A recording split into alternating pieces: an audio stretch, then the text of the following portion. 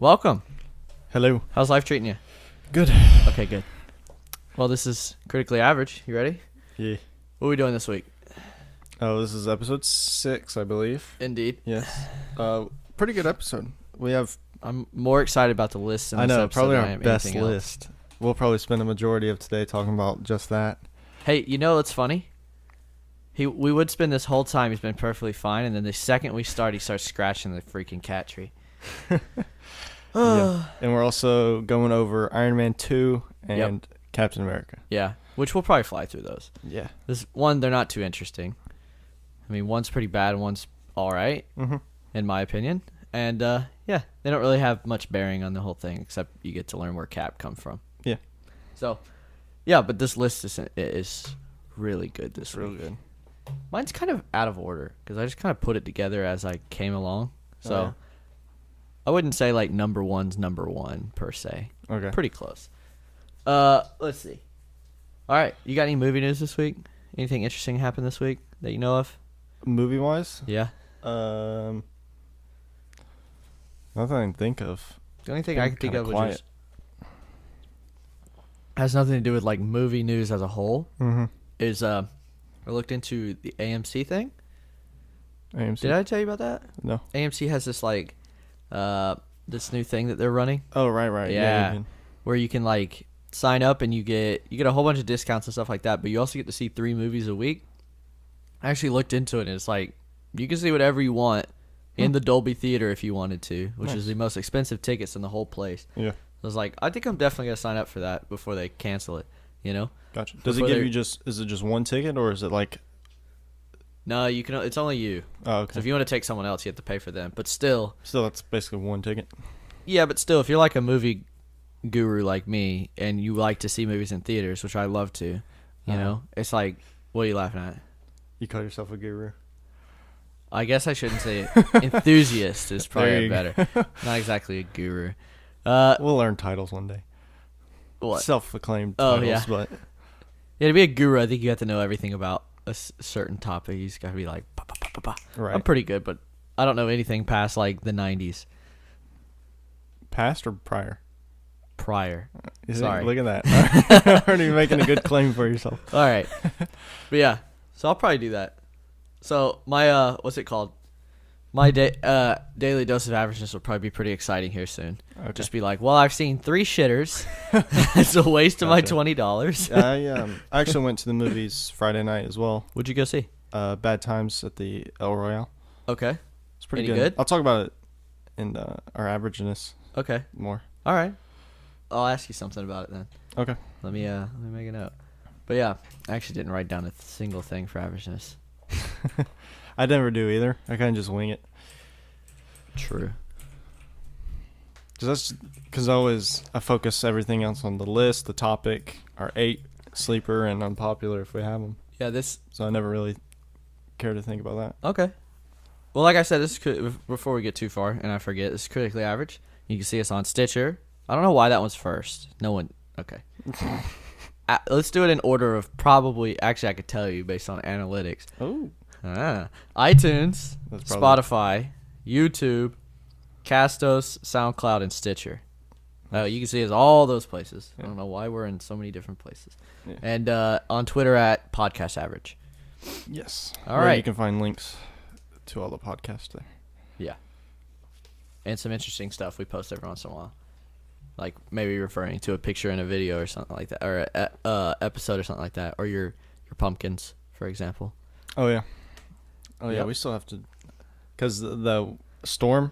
what was it, Michael? Hurricane Michael came like the day after we did those pumpkins. Did it wreck them? Oh, they got destroyed. Oh, poor guys. So we have to do them again. You want to get straight into this cranker of a list? Yeah, man. Oh, it's going to be a good one. Okay, do you want to tell us what the list is about? Yes. So this is 10 actors / comic book characters we want to see and who should play them. To be clear, actresses as well. And actresses, yes. Do you have any girls in there? I did, but I didn't love them. Yeah, it's hard to... Well, first off, comic book movies, or comic books were made during the era of when like women had no rights and no one cared about them. Yeah. You know what I mean? And so, if there's a character, it's probably here pretty, lately. Like it's a character that came around lately, and it's just hard to find like a good actress that fits them because most of the most prolific actresses these days are like old as shit. You know what I mean? Or the ones that could fit in a comic book already have a role or had one. Yeah, like Scarlett Johansson, for example. Yeah, 'cause like fits that perfectly. There was one, I don't remember her name. It was, she played, I don't even remember her name, but she was in one of the reboots of the X-Men, like First Class. Gotcha. She's the one that had the wings. I gotcha. So I had her down play, I think like Catwoman or something, but I was like, I'm not sure. But I have much better ones on here. Good. I do have a girl. I have two girls actually, and I will preface by saying one, this has at least my list. I don't know about yours. Has nothing to do with the universe as it is right now. Some of mine aren't. Okay. Well, no. I'm saying like you can pick people to play in a universe, but you can also be like, I want Chris Pratt or I want Chris Evans to play a different character in the Marvel movies. Like that'll never happen because everyone will be like, why is Captain America dressed up as Black Panther or whatever? Yeah, you know what I mean? That would be awful. Let's put a white dude in a completely black character. But you know what I'm saying? Yeah. So all rules are out, but you can relate them to whatever universe you want to. Gotcha. You know, mine. For mine, some of mine are like, listen, delete everything that's ever existed about these characters and start from scratch with this. You know. So some of mine, I'll explain it as I'm talking. Exactly. Same. But, yeah. Same. And have an open mind with mine because there's some interesting ones. Okay. Okay. This is probably my favorite list so far. All right, you start us out. All right, so number 10. Yeah. This one isn't really it's not like realistic or not, but it's Stephen Amell as Green Arrow. So if they ever do a film adaptation of Green Arrow, I don't want it to be anyone other than Stephen Amell. I agree with that completely. He nails that. Not necessarily that they need to put him in a movie. It'd be cool to see it, but I don't think you should put anyone other than Stephen Amell in that. I think you should make it older. Yeah. Just like I know like what's it called? Like those universes are supposed to be present day or whatever, but screw that. Make him like kind of older and just like if he's in Logan, a movie, kind of, like Logan older, almost. Yep, anyway. kind of like that. Yeah. Well, you can make anyone look older or younger. You know what I mean? Mm-hmm. And then if he's in a movie, he's already buff, but get him like what do you call it? Ben Affleck, like, you know what I mean? Swole. And I just want him popping up and just out of nowhere, just this massive old individual just shooting people with the arrow. That'd be so sick. Yeah. Yeah, that'd be awesome. Yeah, so that one's not like a dream casting. It's just I don't want to see anyone other than him. It's like an already dream casting. Yes. Like, don't change this. Don't change it. Kind of like The Flash. Like I think like you nailed Barry Allen's kind of cool. Like he fits. Oh yeah. He fits Flash. Mm-hmm. Right. What's his actor's name? Grant Gustin. He nails Barry Allen, and then you go out there and you get freaking Ezra Miller. I'm like, I mean, he's a good actor and all, but it's just kind of, it doesn't feel genuine to me. Right. Whatever. Yeah, that's a good one. All right, my number 10 is an interesting one. So, is 10 years on Ewan McGregor as Britain man. No, I'm just kidding. I'm totally joking. That would be funny. No, I want like a 10 years from now, Ewan McGregor. Okay. So he's a little bit older. Yeah. As Alfred Pennyworth. Okay. And I want him to be a badass Alfred. Have you ever watched? Gotham? I know you have. You've watched Gotham. You know how he can slap people around? Oh, yeah. I want that. I want like Batman being in a hard spot, like coming home all beat up, and Alfred go out and beat some ass. Like, how cool would that be? That'd be pretty sick. You know what I mean? Yeah. Or just like, like the Batman '89 and stuff like that. Yeah. Like he's like an old little man. He's just driving his car. He like picks him up and stuff. No. I want like Batman in a hard spot, running away. He's bleeding everywhere. And he's like, Alfred, send the Batwing to me. And then all of a sudden the Batwing shows up and it's Alfred sitting in the cockpit like, get in, asshole. How sick would that be? That would be. And Ewan McGregor could play that perfectly. You know what I mean? Because he's just awesome. Yes. Yeah. What's your number 9? Number 9, I have John Cena as Captain Atom. So, okay. Yeah, Captain Atom's he's a war veteran who has basically the powers of a nuclear bomb. Yep. So he's got like the crew cut and everything, right? He's got the like discipline of a war guy would, even though he hasn't been a veteran or anything. Yeah. So I think he played that really well, especially because he's getting better roles now. I was gonna say I think Bumblebee is gonna be like a telltale. Yeah. Like if he can nail that, whatever his character is in that, if he can make it convincing, then I would totally give him this. Yeah. You know what I mean? And I'm actually amazed at how well some wrestling actors or wrestling guys become actors. Right. You know what I mean? Like, as much as I hate The Rock because he just does fucking whatever they throw at him, I swear he doesn't read anything that comes. His agent's just like, hey, we're going to do this movie. It's called Skyscraper. He goes, what's it about? Money. And he goes, a building. He goes, sign me up, bro. It's almost more like they go, how much are they paying me? $47 million. Okay, I'll do it. All right, so you know here's the plot. It's Die Hard. Okay, but hold on. You have one leg. Oh, I love it. Sign me up. No, but The Rock's, he's a pretty cool guy. You know, I just wish he would do better stuff. I don't know. When you get older as an actor, I feel like you become more like Leo doesn't do anything that's not good. You know what I mean? Who? Leo. Oh, DiCaprio? Yeah, he literally just sits there and just waits for someone to call him and just be like, okay, that sounds really good. And who's directing it? Okay, I'll do it. You know what I mean? Well, and also he was on an Oscar hunt for a long time, so I think that's all he could do. Yeah, that poor guy. They could never give him a damn Oscar, and like he would always get snubbed, I feel like. But yeah, it's weird that The Revenant won him one. I think he could have won it for a lot of other movies. The Revenant, he does act very well in The Revenant. You know what I mean? Oh no, he does. But I'm saying, do you think that's his best performance? No, exactly. No, I think Inception's better than that. I think Shutter Island's better than that. Django's really good. He's in when he's in. Facts. He's not a lead role in Django. That's the thing. Which is important for getting an Oscar because it's Oscar in a leading role. Mm-hmm. He doesn't want the second. The Departed was pretty good. True. That was so like, dude. If he would have won one in that, he's like a young little child in that movie. Dude, that'd be crazy. Yeah. All right. Your number 9. All right, my number 9 is another interesting one. It's a double. It's a double header, but it's in the same universe. So I was like, why split it, right? So I want Kate Mara as Spider-Gwen. Okay. Because she's got more of the like blonde flowing hair and all that. And then I want Anna Kendrick as Spider-Woman. Okay. Right? Because she's a little bit older. She looks a little bit older than Kate Mara, right? Yeah. So I want those two in a Spider-Woman movie. Okay. Just Spider-Woman. Yeah, I mean, you could throw Peter in there, everyone. Like, what's up? What you guys doing? Right. Kind of like the Spider-Verse, how she just kind of shows up and it's like, what are you two bozos doing? Kind of like that. I think that would be cool. Yeah. Or, it'd be even cooler if you keep it in the, what's it called? The, multiverse? No, in the, Spider-Man Homecoming universe. Oh, okay. Right? And you make Kate Mara, like, as Spider-Gwen, like, as young as Tom Holland.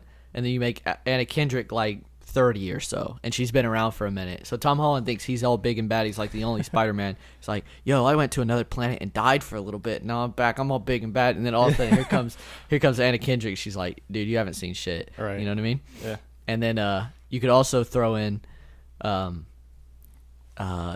Gambino's cousin as Miles Morales, which would just be my perfect movie. Can you imagine that? Having 4 spider people in a movie? And that would just be sick. Yeah. So, all right. What's your number 8? Number 8 is Alex Pettyfer as Terry McGinnis / Batman Beyond. You'll probably have to look him up. Let me Google him real quick. Yeah. But why? He looks like he could play a good Terry McGinnis. Okay. Oh. What has this guy been in? I know it. I Am Number 4. He was the lead role in that, I'm pretty sure. Yeah, I know this guy. Yeah. Yeah, he could definitely be. Because I want to see a Batman Beyond, like, in a movie. Yep. And he's like young, but not like too young. Mm-hmm. Yeah, that would be sick. Yeah. Who do you want to be? Old Batman? Yeah. Probably Michael Keaton. Oh, that would be. Can you imagine? As like him now, old grizzled man. Yep. That would be amazing. Yeah. When you get to bring him back, you know what I Exactly. mean? Because he loves that role. Mm-hmm. And you can bring him back. Can you imagine just him just walking around all mad all the time, just like, these damn kids. Right? Yeah, I think that'd be fantastic to see. Even though I'm putting the DC universe aside right now. I'm just thinking what it could be. Would you make it funny or serious? So yeah, I don't think Batman could be funny. Okay. I was just thinking, like, There could be funny aspects because I know, like, there's some, not funny, but there's very vibrant, interesting characters for Gotcha. Batman Beyond. Like his rogues or whatever. Mm-hmm. Like they're like Joker-esque. Gotcha. So I'm just picturing like an old ass Michael Keaton showing up in the '89 costume in like this super serious movie. He's just like stumbling around the Wayne Manor trying to get into this rubber suit, and he shows up and you know, Alex is like, "The hell are you doing here? You're gonna die. We can fly now, dude. You're right. like you're wildly underpowered for this." So that would just be funny. That's a good one. All right, mine is all right, this is definitely the one you need the largest, like, you need to expand your vision. Oh boy. Because it's out there. All right, Stan Lee's going to die. All right? I'm sorry. I don't mean to break it to anyone. The man's, he's going to die here soon. Okay? He's old as shit. I hope he keeps going forever because I love his little cameos. But eventually, he's going to die. And then what? What do we do? I don't know. Probably they'll just throw his name on something in the background. Yeah, like see, a that's not Stanley Boulevard or something. Exactly. I was looking. I was like, you know who looks kind of, don't get me wrong, but who's kind of old and, what's it called? I don't know. Just has a lot of prowess. Who? Anthony Hopkins. Okay. Okay, imagine you bring in Anthony Hopkins, not as Stan Lee, but as a cameo like Stan Lee, but he's like, the Watcher. Right. They've already hinted that Stan Lee is the Watcher, but just bring him in as the Watcher, the person that sees everything that happens in all the universes, you know what I mean? And just have Anthony Hopkins continue the legacy of Stan Lee and just have little, like, right. you know what I mean? And Anthony Hopkins plays that super, like, what do you call it? Not fancy, super Debonair, you know what I mean? And it's just like, he could just pop up and be like, you know what I mean? And just do his little monologue in his amazing voice and then just roll out and you're like, hey, there goes Anthony Hopkins again, you know? And it's just, I think that would be a good way of continuing the legacy of Stan Lee, you know? Interesting one. Yeah. All right, what you got? Yeah, you were really out there on that one. Yep. All right. I'm going to butcher this name, but it's Chiwetel Ejiofor. Chiwetel Ejiofor? Him, yes. As Martian Manhunter. Oh, ooh. I have another Martian Manhunter, Okay. but I like that one. I do. I also have a Chiwetel Ejiofor. Oh, right. That's the guy I just said. I was like, that sounds familiar. It's hard to say, man. Yeah. These Africans. Okay, go for it. Jeez. Yeah, because I just recently watched Doctor Strange again. And his, like, slow talk and his accent was basically how Martian Manhunter talks. Yeah. And he's already done a comic book movie, so it won't be that hard for him. Gotcha. So I think he could be really good in that role. That would be sick. Absolutely. And he's a really good actor, which is probably the most important thing for casting. True. You would think. True. Yeah. Interesting. I have Chiwetel Ejiofor next. Oh. As number 7. As? Black Captain America. Okay. So there's a comic book that came out a few years ago that has Anthony Mackie's character. What's Falcon? The Falcon gets turned into Captain America. Yeah. But I don't really want that because I like him as Falcon, right? Yeah. Because no offense to him, but he plays a good sidekick, you know? And he's like always loyal to Cap, you know what I mean? And we all know something's going to happen this next movie, right? Yeah. So what if you bring in, I know he's already been in Marvel Universe, so they're not going to do this, but what if you bring in Chiwetel Ejiofor and he just took over the role as Captain America, you know what I mean? A little bit older, a little bit more grizzled, but they give, like, you know, or I don't know, they've like had the serum this whole time but never told anyone or something like that, you know? And yeah, that would be sick.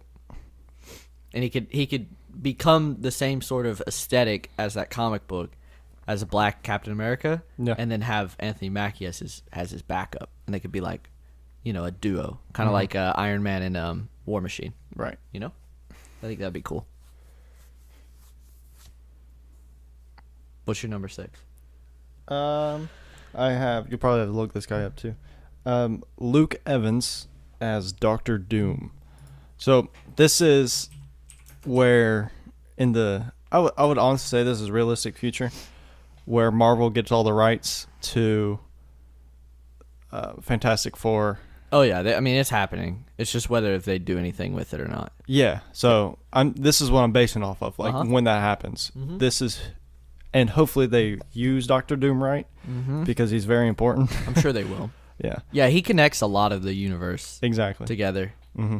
So he's actually one of my favorite comic book villains too. Yep. So, and I think he's got a very Doctor Doom face. Yeah, that's exactly what I was going for. He should shave his little mustache, but other than that, yeah, he plays what's it called, Gaston in the new Beauty and the Beast, and he plays it perfectly. Nice. Like you may not like, you know, Beauty and the Beast or whatever like that, but he plays that character perfectly. He's a really good actor. Right. He could sing as well. Oh, perfect.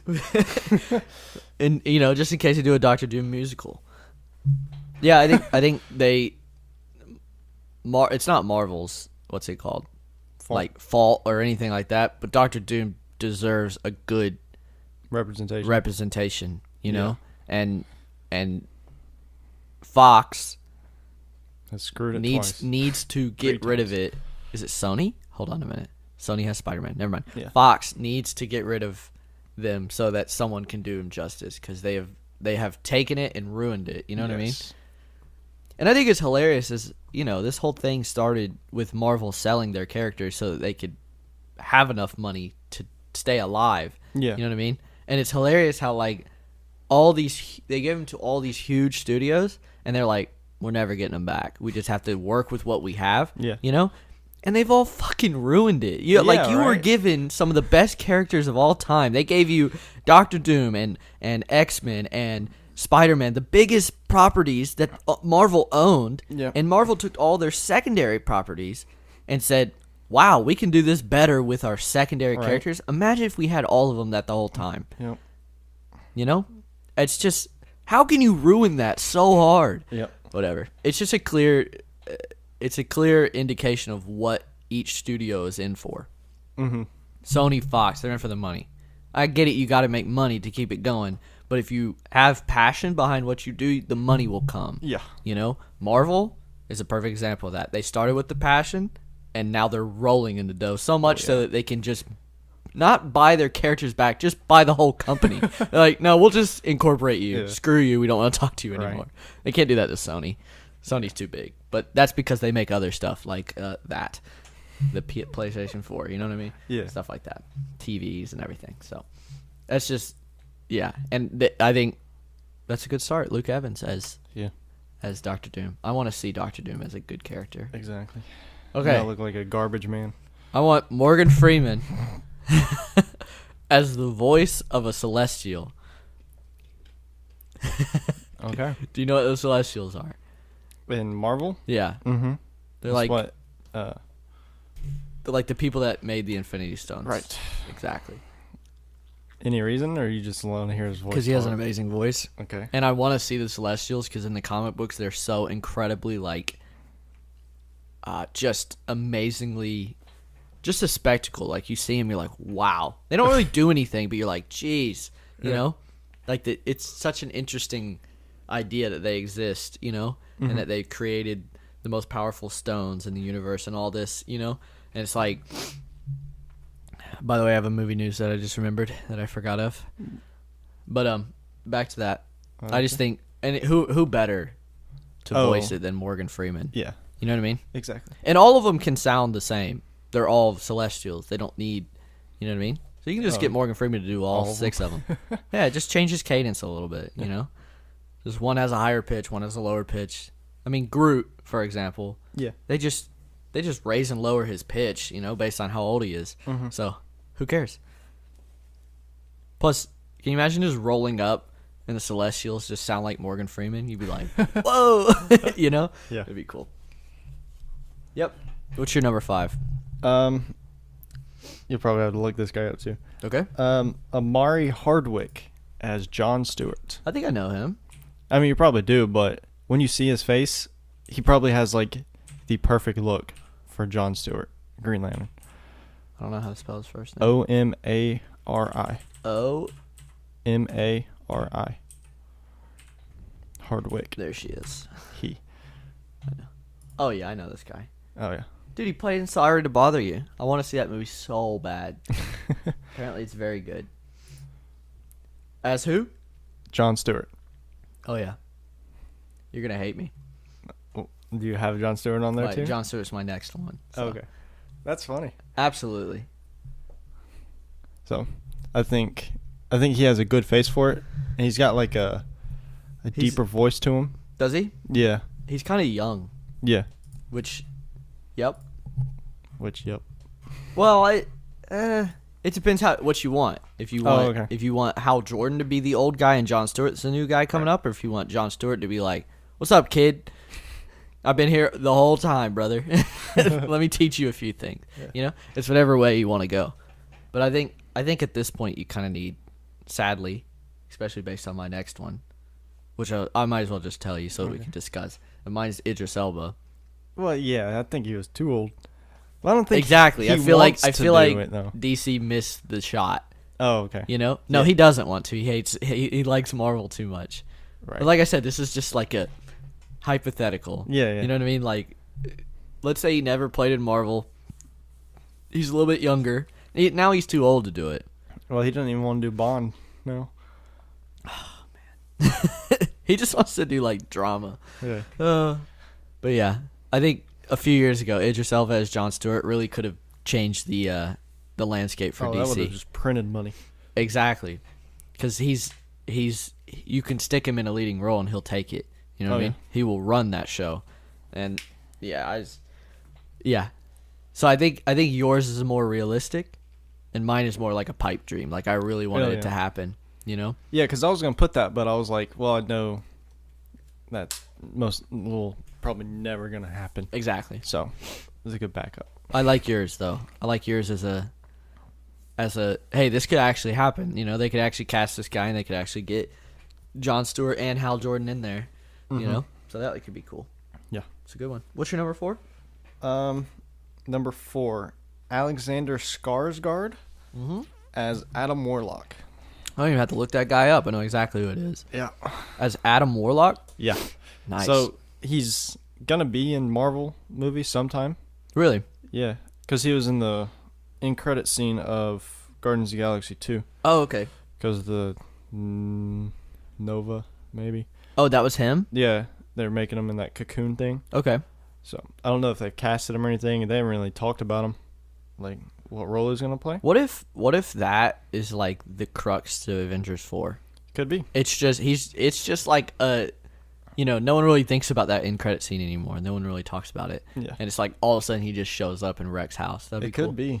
That would be awesome. Because I know he's pretty important in the comics for he basically Infinity fixes it War. Yeah. in the comic books. Him and Doctor Strange are like bros. Flying around in space bros. Yeah. Which, by the way, Doctor Strange, Benedict Cumberbatch's Doctor Strange would be on this list if it didn't already happen. Oh, definitely. Like, oh my god. When they actually confirmed that, I was like, they got the one dude that can play that. No one else. Yeah. He's the one. Yeah. So you just want that to come to fruition then? Yeah, because I don't believe they've casted it, or at least they haven't announced it. Gotcha. But I think he would probably be the best choice for it. Yeah, he's a really good actor. You know? His whole family is. Yeah, the whole Skarsgård family are like, they print money. Yeah. You know? I mean, what's his face is still making movies. I forget his first name. The dad? I just call him Skarsgård. Honestly. Because the dad and two sons. Two sons. One's in Game of Thrones. The other one played It and He played in X-Force and Deadpool 2. Skarsgård family. Here we go. Bill, Gustav, Sam. A lot of Alexander Skarsgård. That's the one you're talking about. Yeah. Yep. Bill played, what's it called? Stellan Skarsgård. He's still making movies. Yeah. To this day, like good ones. Like he just did Mamma Mia 2, which I know is not like your number one movie of all time, but it made a lot of money. You know? Yes. He made a Girl with the Dragon Tattoo a few years ago. Mm-hmm. It's a good movie. He plays Martin. I'm not gonna spoil that movie. That's fine. Yeah. That's a good one. Yeah. That family knows how to act. So. Yeah, especially with the next phase coming up. Yeah. You'll have new faces coming in. Yeah, absolutely. So you need anchors. And you need good actors. I mean, that's how you got this thing started, is you got the Chris's before anyone knew they were good. You got, Robert Downey Jr. out of the depths of jail, and but we all knew he was a good actor. It's just could you save him, Right. Yeah. It's a good one. Okay. 4? Is that what I'm on? That was 4 for me, so okay. Yes. I got Leonardo DiCaprio as Mr. Fantastic. Now, hold on. Delete everything about the Fantastic Four. Right. Same thing for my Doctor Doom. Delete. Reboot. Imagine your Doctor Doom. And by the way, Mr. Fantastic is normally old. I don't know why. All the comic books I've read, which is like Civil War. I've read all of that. What's it called? I've read the Spider-Verse. He's not in that, but... And then I've read, what was the one I read? Secret Wars the other day. Uh-huh. He's old. You know what I mean? And he looks a lot like Leonardo DiCaprio, to be honest with you. Here lately, he's got the slick back hair and all that. Yeah. He kind of looks like that. He's got all you got to do is gray his temples. And dude, he's Mr. Fantastic. And I think the key thing about Mr. Fantastic is, and they tried to get this right in the first 2 movies, is he is not really a superhero for superhero's sake. Like, he's not going around stretching and saving people. He's more of a scientist. He's more of a Tony Stark. Right. You know what I mean? Especially in the comic books, dude. Like, he barely does any action, period. He's just out there designing, like, world-changing devices. You know what I mean? In Secret Wars, he's, like, one of the main reasons 2 universes are colliding and all this. It's like, he kind of did all that, right. So why the hell are we, like, trying to make him interesting by him stretching around and doing stuff? Like, I don't care about. Yeah, that's a pretty weak superpower. So exactly. You shouldn't focus. But it's really good in the lab, Right. You don't have to walk over there. You just whoop. No, but he's incredibly smart. And none of the movies have captured that. Right. Especially the second one. Like, oh, you want a fucking science fair with the teleporter? Like, first off, he's smart enough to know not to take that to a gosh darn science fair. You know what I mean? With a bunch of kids. That movie makes no sense to me, but I think if you give Leo that spot, he will redeem the whole Fantastic Four, and people will forget everything about the last 2. Okay. Especially if you put your boy in Doctor Doom. Oh, yeah. Then you got 2 good actors competing with each other. Yeah. And potentially being friends, because Doctor Doom goes back and forth a lot. He does. Well, he starts good. It's kind of like Magneto. It's like he's a villain, but he's yeah. Yeah. He's really just on the other side of a what do you call it? Of a juxtaposition that you can't really decide which one you want to be on. Right. Moral dilemma. Mm-hmm. Right. All right. Once again, he just does it the wrong way. Right. What's your number 4? 3. All right. So this one, I think. So my 3, 2, and 1 are like really good. They're nice. They're real good. Okay. So, as you know, James Gunn's fired from Marvel, and is supposedly Marvel. If you say anything, just slightly from out of years ago before exactly.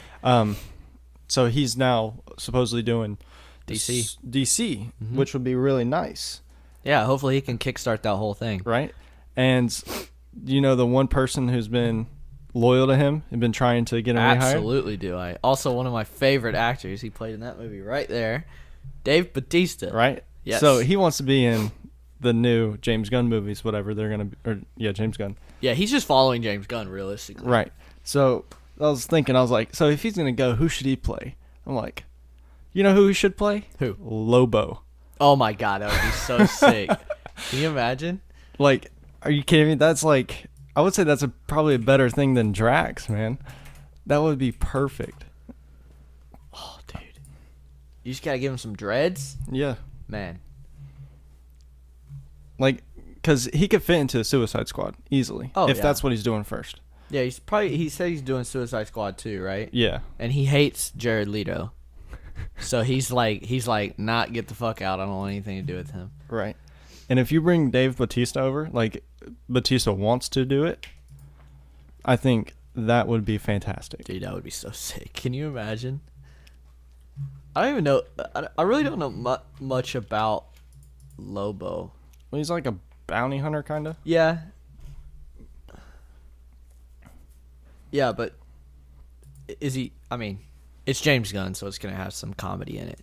And dude, well, he's a funny character as it is. Okay, Lobo. good. Yeah, Dave Bautista nails comedy. Mm-hmm. Like, out of the entire Avengers movie, Infinity War, yeah, like the one scene that I can remember as being like incredibly funny is the one Dave Bautista scene where he's like, "If I stand incredibly still, no one can see me." He was, like, it was where's Gamora? Who's Gamora? What or why is Gamora?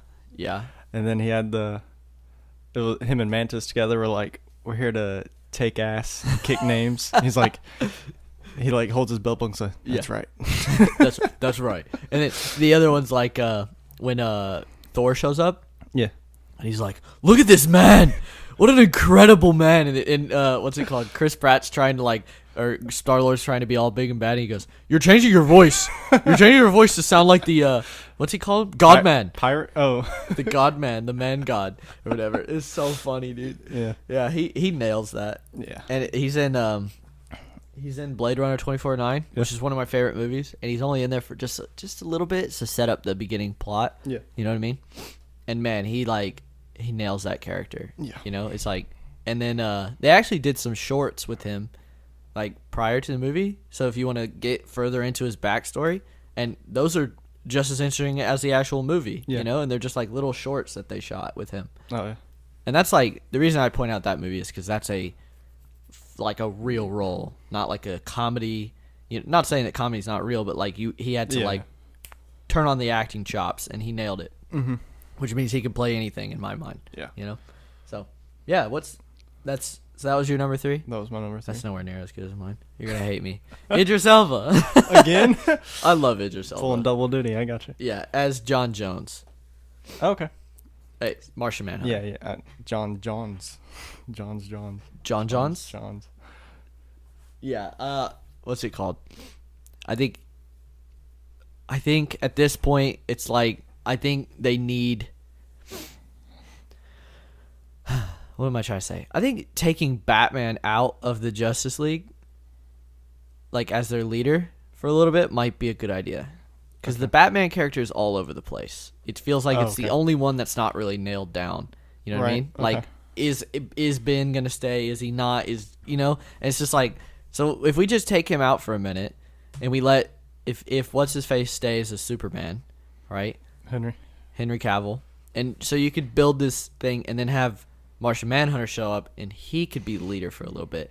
And then when you reestablish the Batman character, he can come back and say, listen, I'm going to be the leader. I'm not going to do much. You know what I mean? Yeah. Yeah.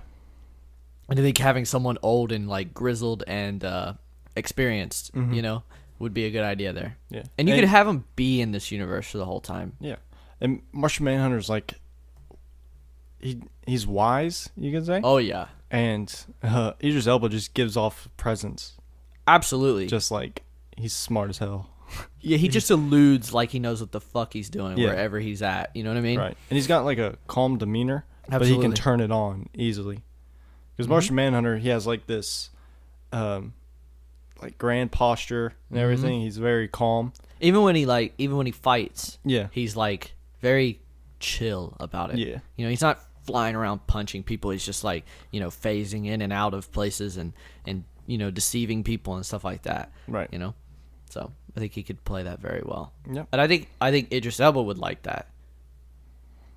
Because like you said, he doesn't want to play these huge, like, demanding roles, like you know, so he could just be this. It's not like he has to get freaking ripped either. You know? No, I mean, you can just stay. He's CGI character, so they can just do whatever, you know, and just put his face in there, and then what's it called? And this is more of like a dramatic acting role for him. Like he needs to act and give off the Martian Manhunter vibe, not just his entire planet was destroyed and he's the only survivor. Exactly. There you go. Well, and he, like you said, he's very wise, calm. You know, he's not arrogant. He's I don't know. He just. I get what you're trying to say. I just can't think of it either. Yeah, I can't put the words, but I think he could nail that dramatic side of Martian Manhunter and be in a comic book movie and make it more about the story, which is important because Justice League and DC really need to get on the story. What do you call it? Train, you know, and so make it more about the story and the acting than the visuals, punching, stuff like that. What's your number 2? All right. So this is one of my favorite actors and one of my favorite comic book characters. Okay. And they actually go pretty well together. Okay. I'm not going to say perfect, but pretty well. So I'll have Ryan Gosling as Booster Gold. Dude, so I knew Ryan Gosling was going to be on my list because I have not seen a Ryan Gosling movie I don't like. Right. Okay? He's an amazing actor, and like he's by far top 3. If not number 1, I think it's Ryan Gosling, Jake Gyllenhaal, and then Tom Hardy. No Leo. But those two. Okay. I think Daniel Craig's up there too. Okay. We could do that list one day, but we should. But dude, I think he looks just like Booster Gold, right? Yeah. Okay. So Booster he's from the future, and he's like tech powered, and in his time in the future, everyone is. So he goes back in time to be a hero. Okay. Because that's what he wants. He wants like glory and stuff. And he's blonde. He already looks like Ryan Gosling. Yeah. And he's got like an arrogance to him because he's like, I'm better than all of you. I'm from the future. I'm going to be a hero. And Ryan Gosling's kind of got like that clumsiness about him. Yeah. In a way, like he can play really well anyway. And that's like Booster Gold is mostly, like clumsily saving the day, not like an idiot, but so he's not like a perfect hero. Exactly. He's not like Superman. He's not like showing up and fixing the situation in half a second. Yeah. He's like, ooh, probably shouldn't have destroyed that car on accident there. Yeah. Right? Yeah. Yeah. No, he could totally nail that. Especially like if you ever watch an interview with Ryan Gosling. Yeah. He just kind of like, you know what I mean? He's just kind of like, he just looks kind of awkward and clumsy. You know what I mean? Yeah. And that doesn't translate to his acting all the time, but he could do it because that's him as a normal human being. I'm just thinking of the Nice Guys, like his character and that, like you could easily just copy, and paste that into the Booster Gold character. Because he's not. I wouldn't say he's arrogant in the Nice Guys, but he thinks he knows what he's doing. Exactly. And he has no idea what he's doing. Yes. You know what I mean? Yeah. Exactly. Man, I love that one.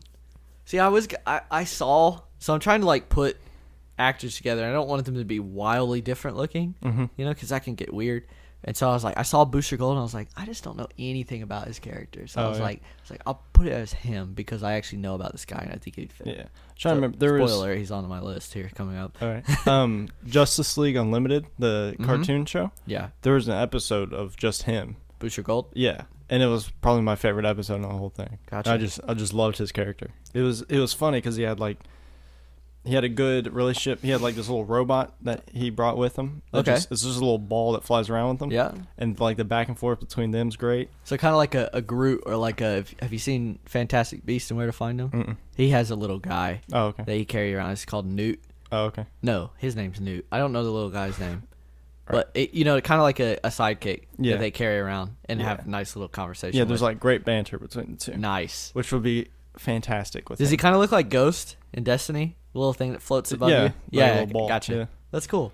Yeah. Man, I want that movie to exist. Would you do like a Booster Gold movie, or would you put him in like a Justice League? I would do a Booster Gold Nice. I don't think it would fit the current DC. You could throw Shazam in there. If Shazam's good. Sure. I feel like those characters are kind of like, you know, they're both clumsy. Well, I heard there was supposed to be like a couple of years ago I heard this, but I heard there was supposed to be a Booster Gold and like Blue Beetle, like buddy comedy. Like a buddy comedy That'd movie. Be sick. I remember that. That was when we were, you know, first doing this. Yeah. Exactly. I remember that. And it just kind of died out, or a lot of things happen in DC. Yeah. They just die out, you know. Yeah. So I think if you're gonna do it, Ryan Gosling's the man. Absolutely. Get him while he's still like young and spry too. Mm-hmm. Don't wait 20 years and go Ryan Gosling. He's like, dude, no. All right. Mine is Chris Pine as Hal Jordan. Okay. Like, now see, this is a hard road to navigate because for some odd reason they decided to make him look like he's dead, right, already, and he was, what's it called, already pretty old, like in his 30s, 40s in that movie. So now if you bring him to the present day, he would have to have gotten the ring, right, to keep him young. Yeah. So it's just a hard road to navigate. But regardless, let's say there's someone out there that can write it better than me, and it happens, okay? I think he's the best Hal Jordan we have. Oh, by far. You know what I mean? Yeah. Because I keep saying that. He already nails, like, the captain kind of, you know, arrogant, like, I know everything character in the new Star Trek, you know? And I feel like he's kind of saved that whole kind of saved Star Trek, you know, because it used to just be like a nerd focused. That's why they reference it all the time in Big Bang Theory. You know, those guys are supposed to be super nerds, and so they always reference. And he kind of brought it to like normal, you know, like, hey, look, it's Chris Pine, and he, you know, he's not like super nerdy or anything like that. He's just cool. I think you need that for Hal Jordan. Yeah. And then if you get Hal Jordan and you get Idris Elba as Martian Manhunter, and you put those two into the Justice League, I feel like you could save it. Yeah. You could bring it from the depths, you know? And there's someone else in that team that can actually help the team other than Superman. Because I feel like in Justice League, the whole thing was like, we're outmatched because we're all just humans, except for Wonder Woman. Can we get Superman? Then they got Superman, and then they fixed it, right? You could set up some pretty insane stuff like Darkseid, who's going to be 10 times stronger than Steppenwolf, right? And you need strong characters to play that, because if you just rely on Superman to save the day again, it's not going to be fun, you know? And you need the team to get kicked around a lot. Like, they need to be down in the depths, especially against Darkseid, because he's badass, you know? Mm-hmm. So I think if you get Chris Pine as Hal Jordan, you get Idris Elba as Martian Manhunter, you keep the original cast and maybe fix Batman before you get into it, could be good. This is my thoughts. Who else you got? What you got as your number one? All right. So after I made my list, I sent you a text. Do you remember what that text said? Let me reference it so that we're verbatim. I know. Oh, my mom. I know I sent a fire emoji because I was like, "Oh, that's the best list." Oh, right. Just saying, my number one has got to be better than your number one. That's not cool. It probably is because, like I said, I don't think mine's specifically listed. Oh, okay. All right. Well, that's the point of the list. Just saying. Sorry, I was just so busy like formulating ideas and stuff like that. I gotcha. That's what I was doing on paper. True. I write them out, and then I write it on here. Then you can readjust it. Mm-hmm. So this is a twofer. Okay. So this is, again, if or when Marvel decides to use, if they do, I don't know, the Fantastic Four properties. Got it. Okay. So my twofer is Mr. Fantastic and Sue Storm. Wow. Okay.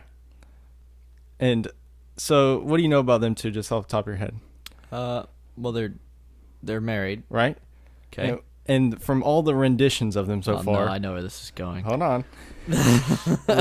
What has been lacking between those two? Any chemistry whatsoever. Any chemistry. So you know who should go into this role?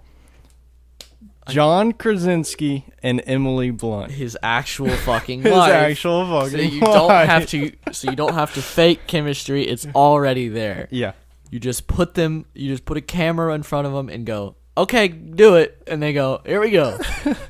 Damn it, I like that a lot. Yeah. Because John Krasinski nails that character because he's not, like, everyone's like. They're both super smart, which, like you said before, Mr. Fantastic is smart first, hero second. Exactly. Yeah. And what he's been lacking in the movies. He's been lackadaisical hero, smart second, you know? Yeah, that's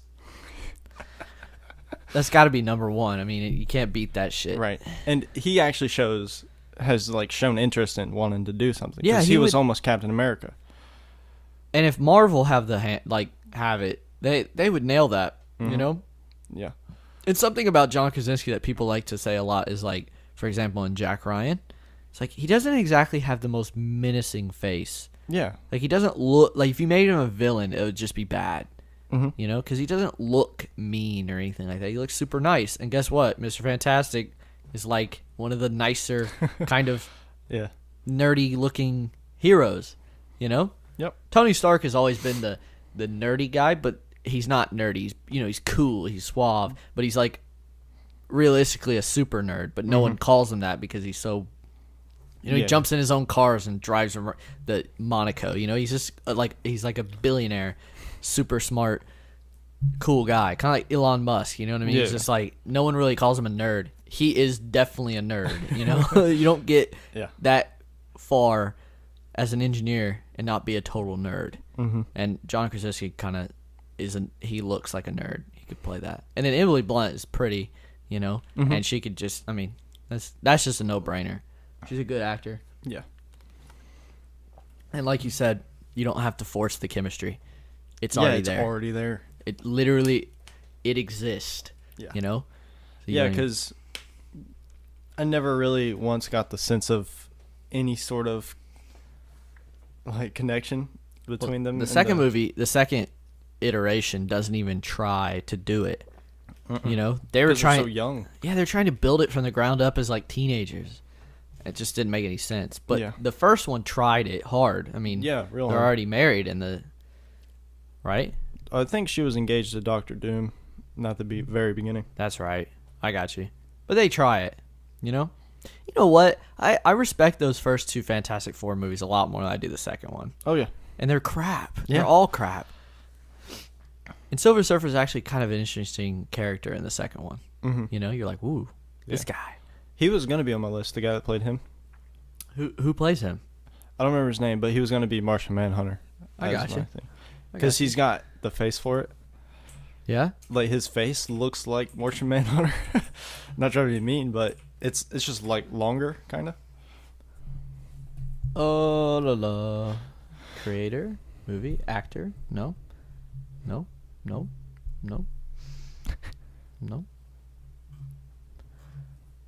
Oh, played by Doug Jones.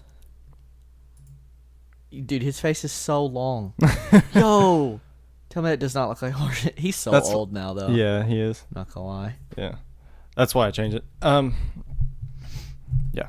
But especially, like I said earlier, if you're trying to do the next phase of Marvel movies, and if, RDJ and Chris Evans are, most likely done for. Yeah. I don't think RDJ is. You don't think? No. He likes money too much? It's not that he likes money. He likes that character. Yeah. He's fine with that. That's true. And plus, they wouldn't set up, the Pepper stuff, like having a kid with Pepper, and then, all this with Spider-Man and all that, and then just 2 movies later leave it. Well, I don't think he'll leave it, if he dies or something. They'll work it out. You know what I mean? I'm sure they will. They'll work his character through.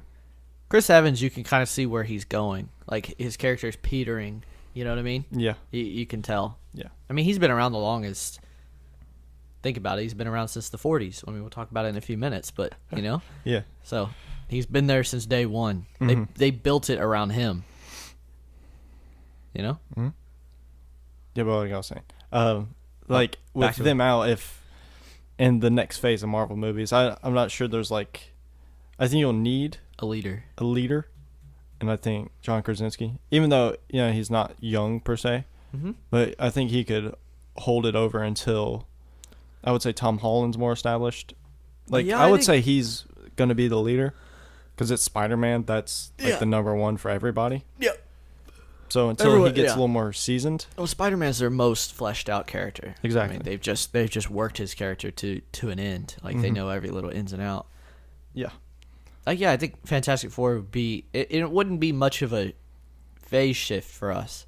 Right. You'd go, okay, we went from one billionaire smart guy to another billionaire smart guy as the leader, which I don't think is a bad thing. Yeah. Because they're two different characters. Like one is, reckless and crazy and learns his ways, whereas one is already grounded and smart. And I think realistically, the more interesting thing about his character is he pushes science and technology a little too far, but in the means of doing things right. He's trying to do things right, but he accidentally messes up. Whereas Robert Downey Jr. is like, I gotta protect everything by making thousands of robots. It's like, yeah.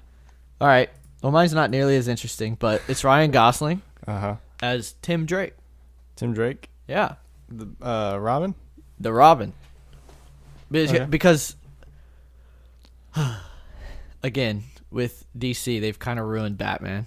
Okay. It's okay. I don't think it's their fault per se. I think I guess it is their fault because they hired him.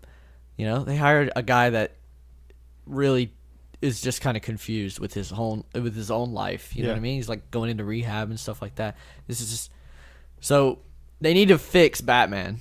Yeah. Or rebuild that character. And what better way to do that than to like give him some levity with Tim Drake, and put someone like Ryan Gosling in there. So he's good, and he could be a little bit older. And Ryan Gosling isn't that old, But we've never seen a Robin. Excuse me. We have, and I don't want to talk about it. Okay? You know what I mean? Yeah. And I really I remember when I went to go see The Dark Knight Rises. Yeah. And I didn't know at the time because I wasn't like a comic book movie person. Yeah. I didn't know that was the end. So when, Joseph Gordon-Levitt goes, what's your real name? It's Robin, I was like, oh, I really want to see him because I love Joseph Gordon-Levitt and everything like that. And then my dad was like, nah, dude, that's it. That's the last one. I was like, what? And so, we haven't seen a good Robin this whole time. And I think you don't make him like the tights-wearing tightrope guy. You make him like the Tim Drake they set up in the movie, more grounded, down to earth, dark costume. He's got the pole. I think that would just be sick, to see Robin out there helping Batman out. Is that the one that turns into... it's not canon to comic. Jason Todd. I was thinking Arkham Knight. Actually, that might be Tim Drake. It's one of the two. I think it's Jason Todd. Jason Todd's always the one that goes bad. Oh, okay. He becomes Red Hood, And but I was just saying, because if you got like the Arkham Knight sort of looking, I think that would look sick. Can you imagine? Instead of like tights and stuff, underwear on the outside. Oh, yeah.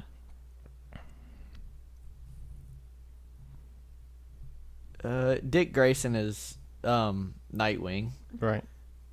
Damian Wayne is his son. Yeah. So, yeah, Jason Todd is Red Hood. So, which I think he's the Arkham Knight as well. But who cares? I mean, you can change it all you want. Yeah. You can I'm not saying him be that. I'm just saying if you made him look like that aesthetic, look like that, that'd be sick. That'd be insane. But he's a good guy with Batman. Yeah. That'd be insane. Because when we did our costume list, he was was he on there? I don't know. He should have been. He was on mine. I think he was on yours. But other than that, you could also do something interesting because this universe is already like, what's it called? Taking it to the max, and like Batman maybe kills people. Yeah. You could have Jason or Tim Drake be like the opposite, like what Batman should be. Yeah. Be like, yo, slow down. You know what I mean? Like, what are we doing out here? Yeah. I don't know. And maybe bring that character back. Because people are like, why the hell is he killing people? Maybe Tim is like, dude, you used to not be like this. What are you doing? Yeah. Maybe bring him back to his rightful character. Interesting. So yours was your top 3 were Lobo, Booster Gold is number 1, and then 2, and then Reed Richards and Susan Storm is number 1. So our top 5 between us were DC, and then you had Marvel. Between us, Marvel was number 1. Yeah. Adam Warlock's number 4. So my top 3 were DC. Your top 3, 2 were DC, and then 1 was Marvel. Let's see. 5 was DC, 4 was Marvel, 3 DC, 2 DC, 1 Marvel. So okay. 3 and 2. That's interesting. That we're like, I don't know.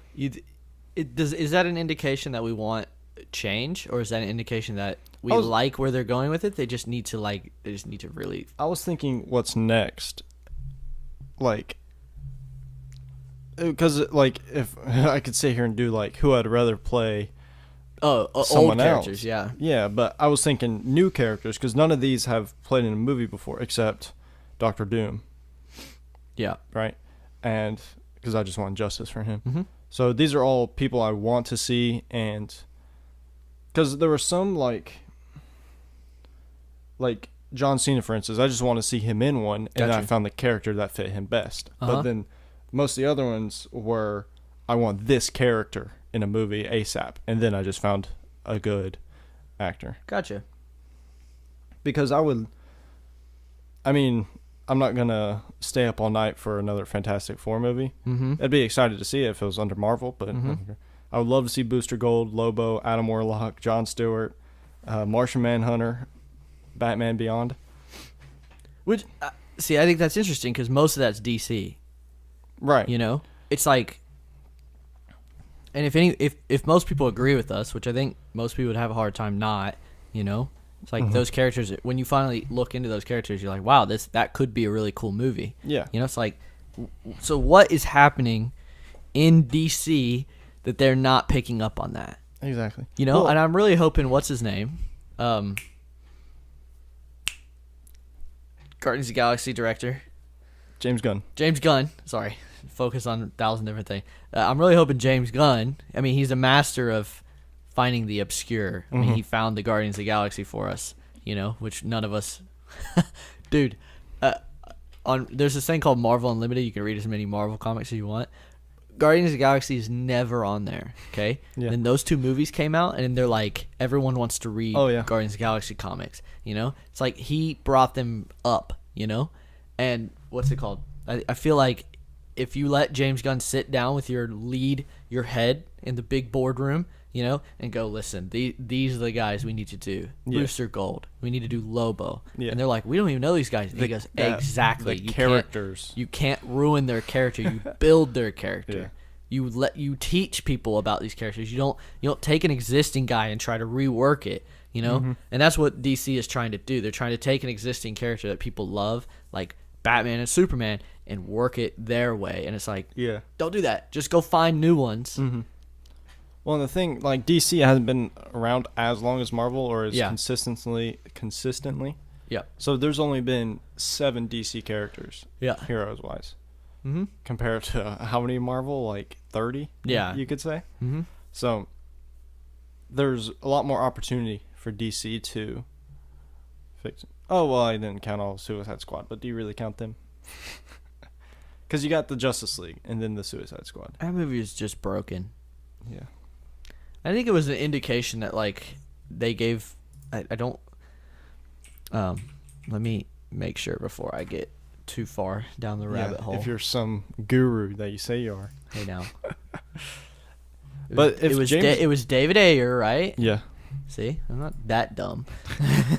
It's a lot of names to remember. Oh, it is. But I think if James Gunn takes over DC, if he becomes the Feige, yes, I say there's some hope.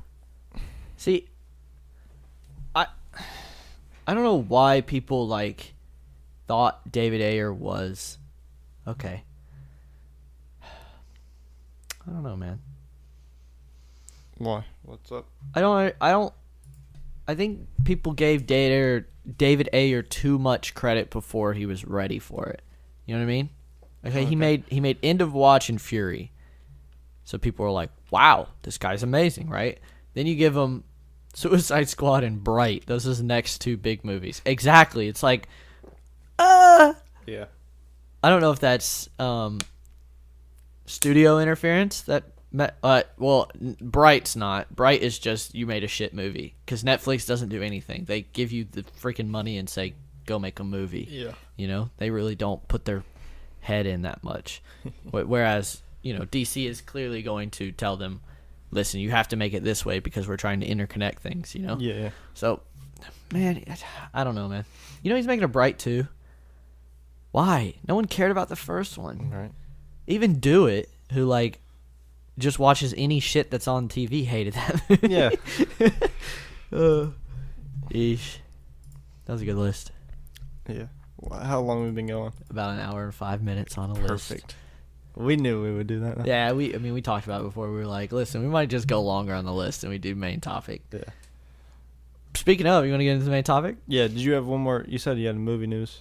Oh, okay, spoiler alert for Avengers 4 if you don't want to know anything about that. Elijah, do you want to know anything about it? I probably already know it, to be honest. Do you know what it is? Maybe. Okay, shoot. Well, I could spoil something else for you. No, go for it. I mean, I don't care. That's what we're doing. But I don't know what you're talking about. Just give me, like... So, apparently, Thanos is going to replace the Infinity Gauntlet. Okay. With an Infinity Sword. I don't know. Really? I mean, it sounds cheesy because of the way I said it, but... I don't know. I mean, a sword? It's just a rumor. It could totally not be true. What do you...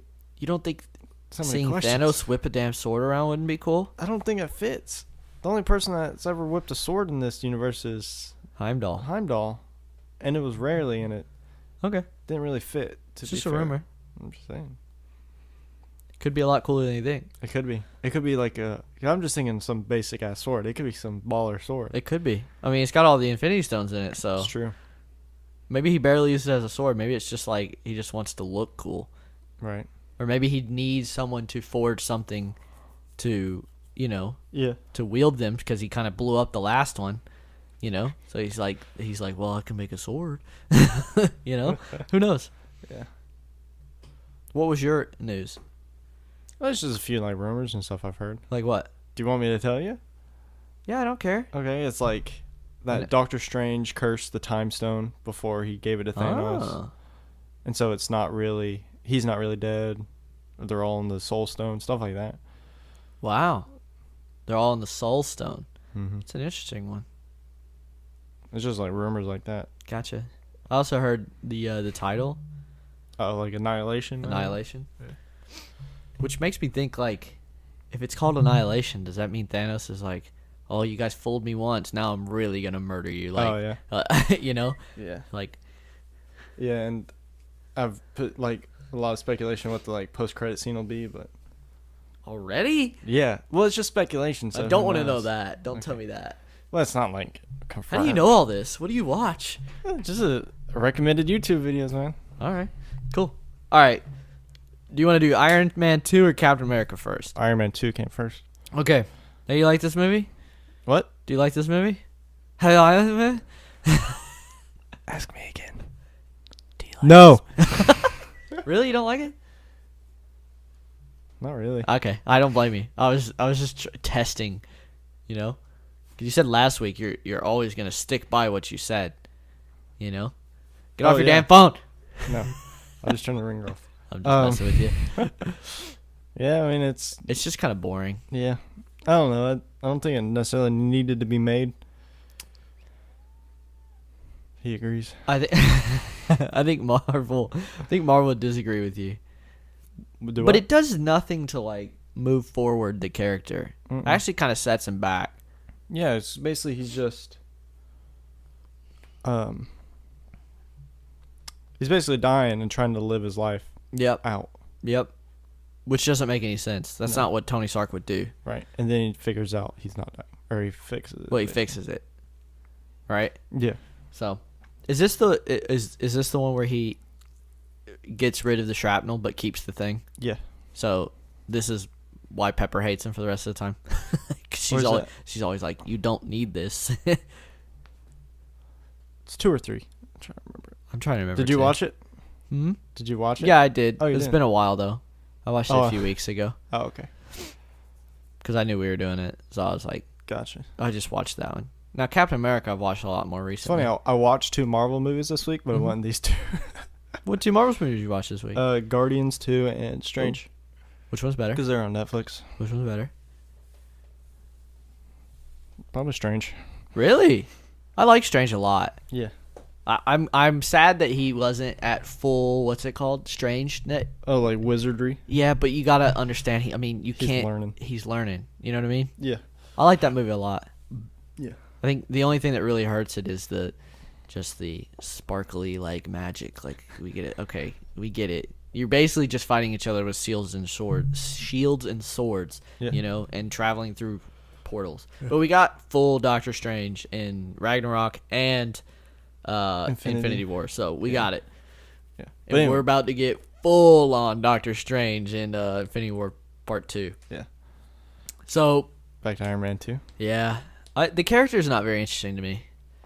It's just like, okay, he's been, you know what I mean? Yeah. It doesn't make any sense to me. Plus, who's the villain? Is it the whip guy or is it the guy that hires him? Hammer. I don't know. Neither of them were amazing. No, they didn't. Marvel didn't have the villain stuff nailed yet. Because Hammer's just a prick, right? That's just jealous of Tony. Yeah. And then the whip guy is just a bog standard guy that's mad at Tony for killing people. Really. I think his family, his dad died. Yep. From Stark weapons. From a Stark weapon, which you did that in the first movie. You know what I mean? You did that. That's like his defining factor. I feel like all the time. People out for revenge against him. Him killing people. You know, it's like, well, he also saves a lot of people. But yeah, it's just not very. Yeah. It did have one of the coolest suit up scenes though. I will agree with that. The suitcase, the football. That's what it's called.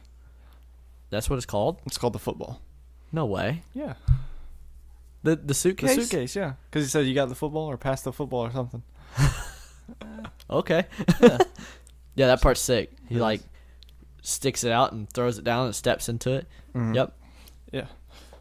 That scene's pretty cool too. He's like whipping the car in half. Yeah. Yeah, that's a good scene. That racetrack scene. Mm-hmm. Yeah. Still makes no sense. Like if you just want to kill the guy, just chop the car in half. You know, like you chop the car before him in half. You know, that just doesn't make any sense. But I also like I like Rhodey a lot in this movie. He's a lot better. He's the actor's a lot better. You know, I like how they approach it too. Because when they first introduced, it's like, yeah, it's me. I'm here. Get over it. Gotcha. Because it was in context, but it was also like out of context. Like, okay, there's a new. I'm new. I'm new. I'm Don Cheadle. I'm not the other guy. Yeah. And I'm glad they did that. You know. I'm glad Marvel fixed everything before they got too far into it. Yeah. You know? That way when you get into Civil War, Don Cheadle is your war machine. Not this weird wait a minute, they changed their character right before the most important movie. You know? It's like, no, that's and I think he's pretty good in this. I also like the Don Cheadle? Yeah. I like, he gives him a suit. They make up and he gives him a suit and all that. Yeah. Well, he kind of steals it. Yeah, he does. He definitely does. He takes it to the U.S. military. But it's smart at the same time because Tony knows, well, he thinks he's going to die anyway. Yep. So he lets him steal it, sort of, even though they fight. Because he's like, well, if someone's going to have it, it might as well be you. It might as well be you. Yep. Which is cool, even though he didn't admit to it, but. Absolutely. Mm-hmm. And you get the first there it is, shield sort of thing. Absolutely. With Fury and Natasha. Absolutely. Also, Natasha's really weird in this movie. If you go back and watch this movie after watching all the movies after it, you're like, seeing Natasha as a secretary is super weird. You're like, she could beat anyone's ass. I mean, she beats Happy's ass. Yeah. You know what I mean? And it's really weird. It's also Tony's way into her, which is really weird later because you're they're on the same team together, but just forget all those weirdly sexual things I said to you. If you go back and watch this, it's I forgot that even happened, to be honest with you. You know, well, she was It was on purpose, she was... Totally, she was trying to get in. Yeah. And understand the, yeah. situation. Yeah. It also has one of my favorite, like, just funny Marvel scenes, but it's kind of dark, but kind of funny. Okay. The when Tony takes over the hearing at the beginning. Yeah. And shows all the failed attempts at Iron Man suits. That was brutal. Dude, John Hammers, like, cracks that dude backwards. He's like, he's okay, by the way. I'm like, no, he's not. That's just Marvel being like... Well, he in Doctor Strange, they referenced it. When he's driving and he's going through all the possible things, they said, army guy in a suit testing gone wrong or something. Like, they referenced it and later, which is really cool. That is cool. Yeah, they Strange do that. Wouldn't help him. They do that constantly. Yeah. You know what I mean? Like, billboards on Spider-Man Homecoming have, like, or Captain America's, Shield. cameo in there and all that. I mean, they just reference that constantly. I honestly hate the way they reference it in the TV shows. Oh, really? Have you ever... I've never watched S.H.I.E.L.D.? No, not S.H.I.E.L.D. I hate S.H.I.E.L.D. I'm talking about, what's it called? Marvel... The Defenders? Netflix. The Netflix shows. Oh, okay. Like, for example, in Daredevil... Some more news. They canceled two of them. Yeah, they should. Luke Cage and Iron Fist. They should cancel all of them except for Daredevil. Daredevil is the only interesting one out there. Luke Cage is doo-doo. Iron Fist, I haven't watched it, but no one says it's good. So, but you never get to see him full Iron Fist, so what's the point of even watching? Right. And what's it called? Yeah, like, for example, in Daredevil, they reference, they're like, wow, these are post-incident prices? Talking about Avengers first. I'm like, just leave it out. Right. I don't care. I don't want to see them open up a newspaper and it says Chitauri attack. I'm like, I don't care at that point. I like the references in the movies. Those are so much better. Mm-hmm. Like you're saying, the suit and everything. Yeah. Yep. But pretty mediocre movie. Yeah. Just kind of. One thing, Peter Parker is in it. He's the little kid with the Spider-Man... the Iron Man mask. The Iron Man mask, sorry. Yeah. That's pretty cool. I don't think he was at the time, but they went back and... But the fact that they're grand scheme. Well, the fact that they're turned on enough to go, hey, let's say that's Tom Holland, because it makes sense. It's like he would age like that. The fact that they know their fans and they know their audience and they care enough to go back to a movie that was made 8 years ago to find an Easter egg, even though they didn't mean to. I like that a lot. That's cool. Yeah. So let's do the grading system on it. All right. So the boner score. Well, hold on before we say that. I would say it probably, most definitely has the worst villain in all the Marvel movies. Whichever one you pick. I would say like second to last and last. If you say Armie Hammer is a... I was gonna say the Dark Elf from Thor 2. You haven't seen that yet. Get back to me when we do Thor 2 and tell me if that villain is worse. All right. I agree with you. It's by far in the bottom 3. Right. But it's just like those are listen. Those are all like just piles of poop, okay? All 3 of those, so it's just comparing like how stinky they are, All right. That's what we should do when we finish this. Like rank all the villains. We could rank everything. We could have an episode where we just villains, rank heroes. Well, we have the movie. We're gonna add them to the movies. Remember, we're gonna rank the movies as we go. Yeah, but that's not necessarily villains. I got you. Because I would say, because we just had our thing of best villain last week. Gotcha. Does this movie get you rock solid? No. Yeah, no. No bone. The boner score is just like, do you get excited when you hear about this movie? That's the joke. And no, not really. If someone's like, dude, we're watching Iron Man 2, I'm like, have fun with that by yourself. Peace. I'm going to go do something else. I'm not going to go waste my time. Cinematography. These are always tough with these superhero movies because it's like... I would say like the suits still look really good. They always have. Especially because there's a lot more of them this time with all the different designs for the army branches. I think, yep. Those look good. All the fights look good. Exactly. We didn't even talk about the end fight scene. How it was like 5 minutes.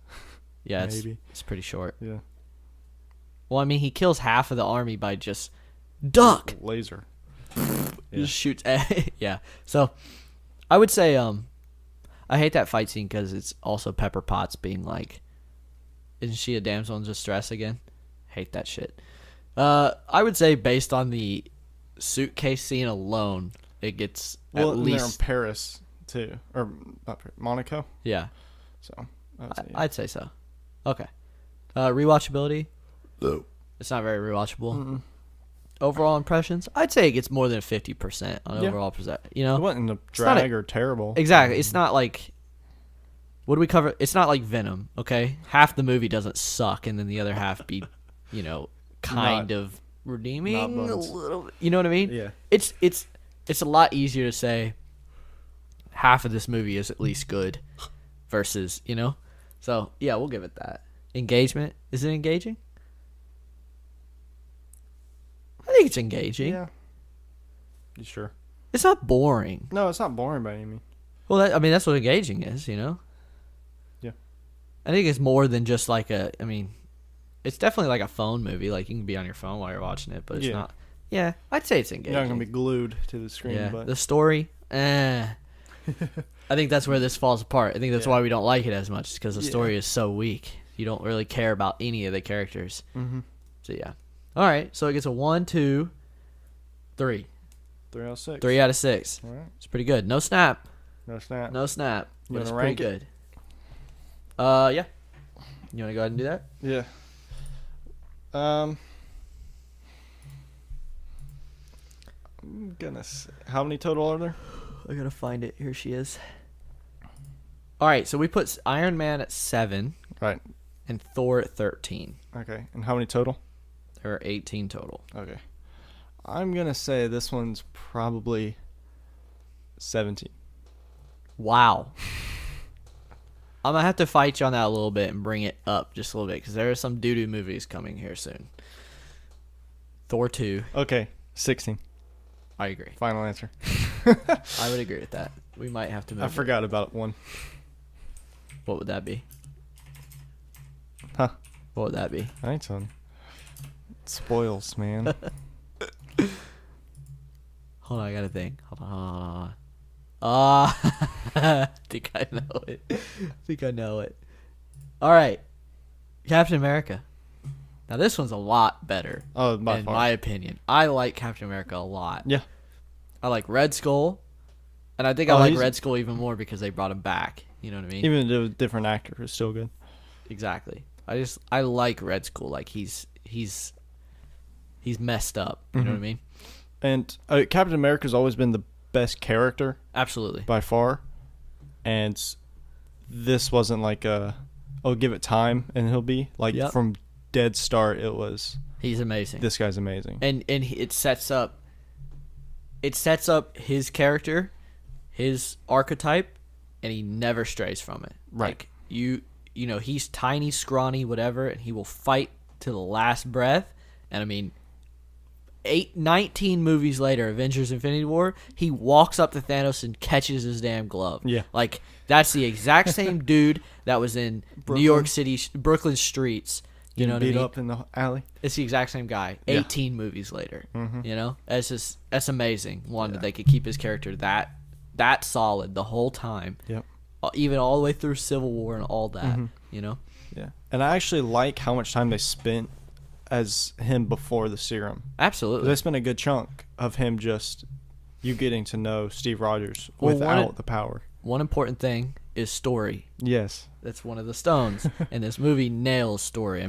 You know everything about it, and you care about you care about him, you care about Penny, you care about Stark, you care about America because they're in trouble. You care about Bucky, you care about the Howling Commandos. You care about everybody. And I also love how this movie, it's like it gives you just a hint of Captain America, just a little bit. You know what I mean? It's like most of it's building his character, and then it gives you a hint of him being Captain America.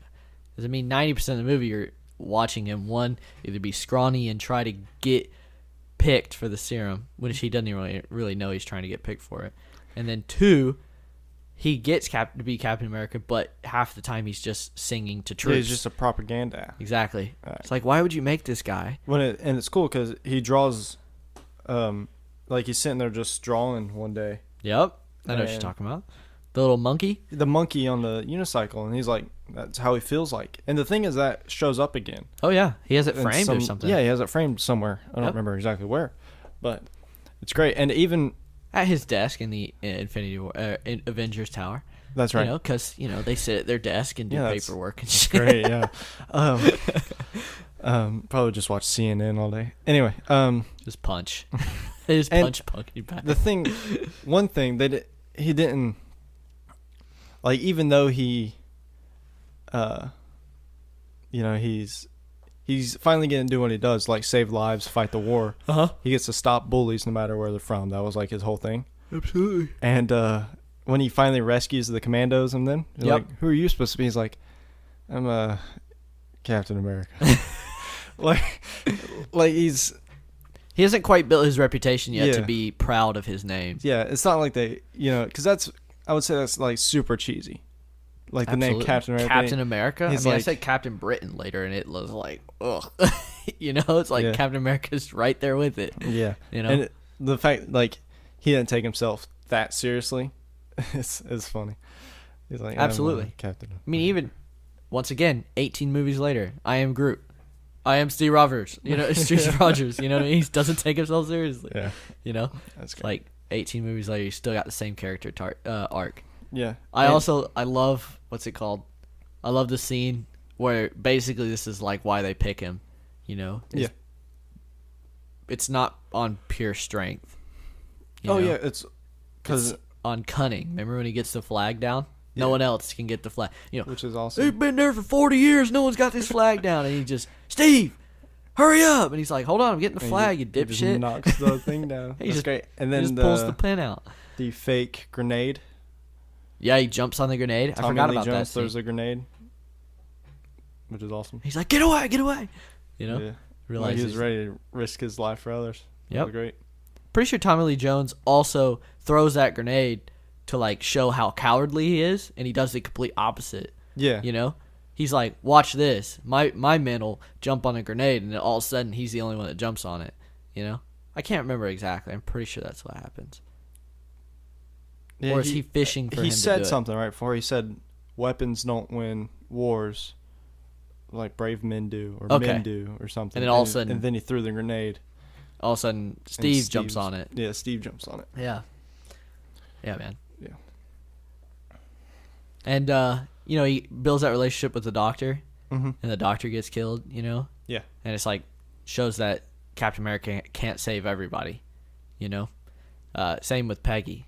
It's like Peggy, she's not dead, but she might as well, He's like, he may have saved her, but he sacrificed a lot, to save the world.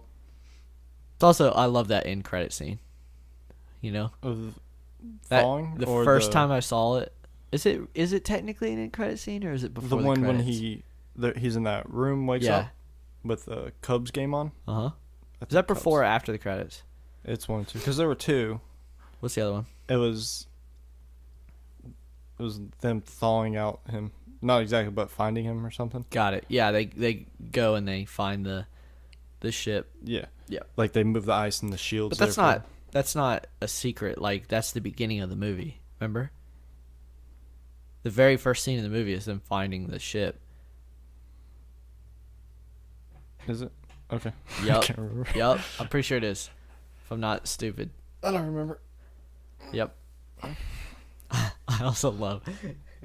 Remember when he's tiny? Yeah. And they go to that museum? That will eventually have him in it, by the way. Yes. And he goes, stand up here to be a U.S. soldier. And he's like... His eyes barely getting it. That's great. It's a great scene.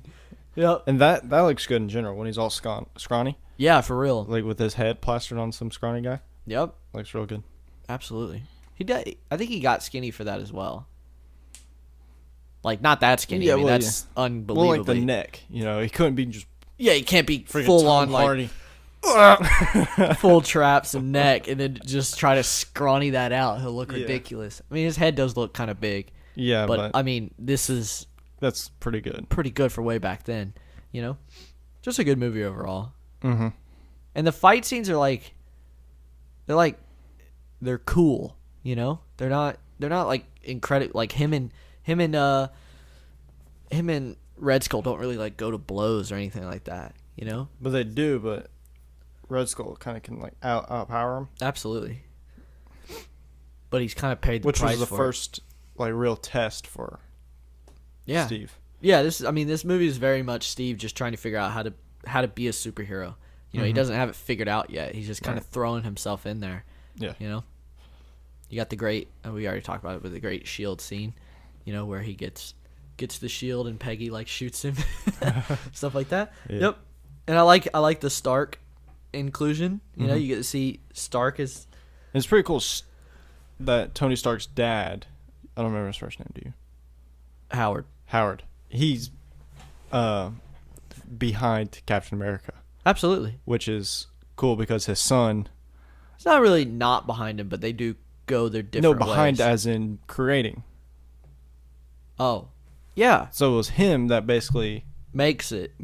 Along with a bunch of other people. That doctor had a lot to do with it. But like he's all the technology part behind it. Exactly. So he helped create him, but his son's the one trying to not destroy him, but his son works with them, and then eventually, you know what I mean? Yeah.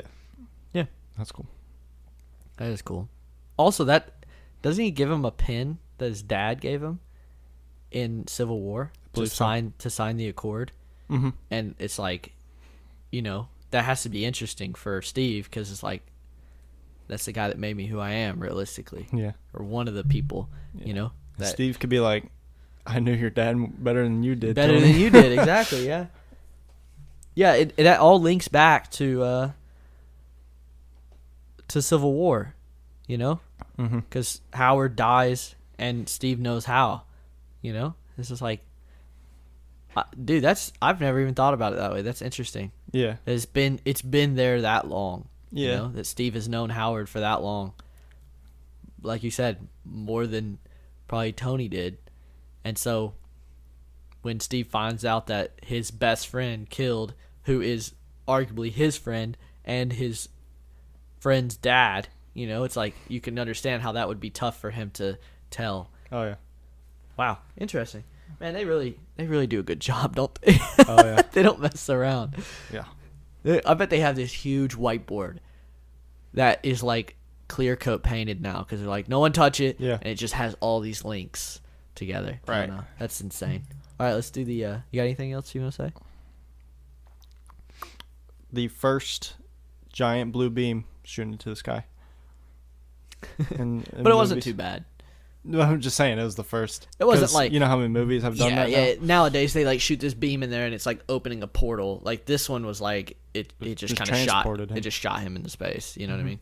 Well, you thought he was dead. We all thought he was dead. Let's be honest. Why'd you point at me and say you specifically? You Elijah. Everyone thought he was just dead. Yeah. No one saw that coming in. And they never said like what happened to him or what's gonna happen or is he gonna come back? And then it was just Infinity War. There he is. True. Which is sick. Awesome cameo. Yeah, because it makes so much sense. It does. Be like, I'm cursed to lead others to what I cannot possess. Exactly. Which is... And he's just like, he's like floating. He's like so cool. Yeah. Even though it wasn't Hugo Weaving, it's still great. You couldn't tell. I Yeah. mean, it's Red Skull, so... You good? Yeah, what's... Anything else? Boner score. You get a bone... You get...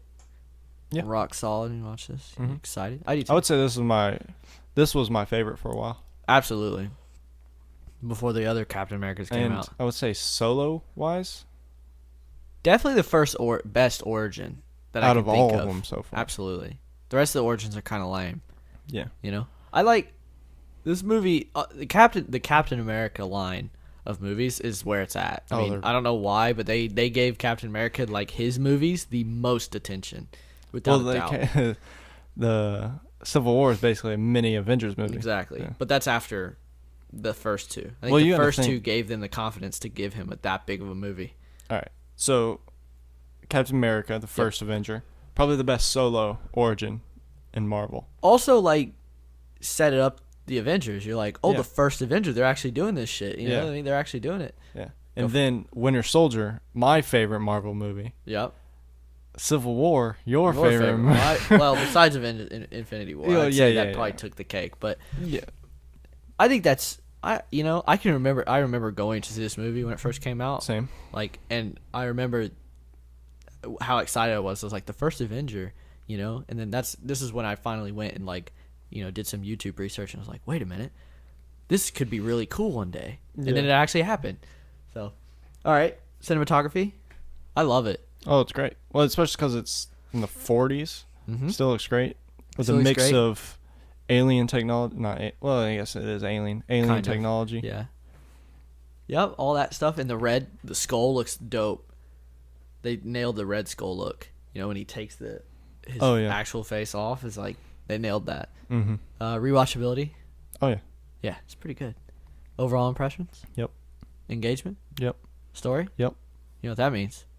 Full on snap, baby. Yeah. All 6. Yeah. Yeah, I think that's fair. This movie's pretty damn good. Yeah.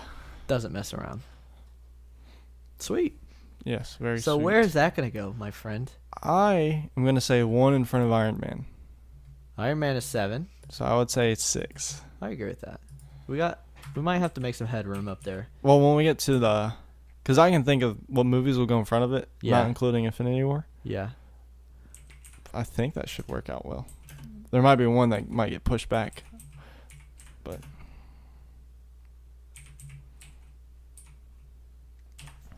Cap America first. All right. Sweet. Yes. A for debate.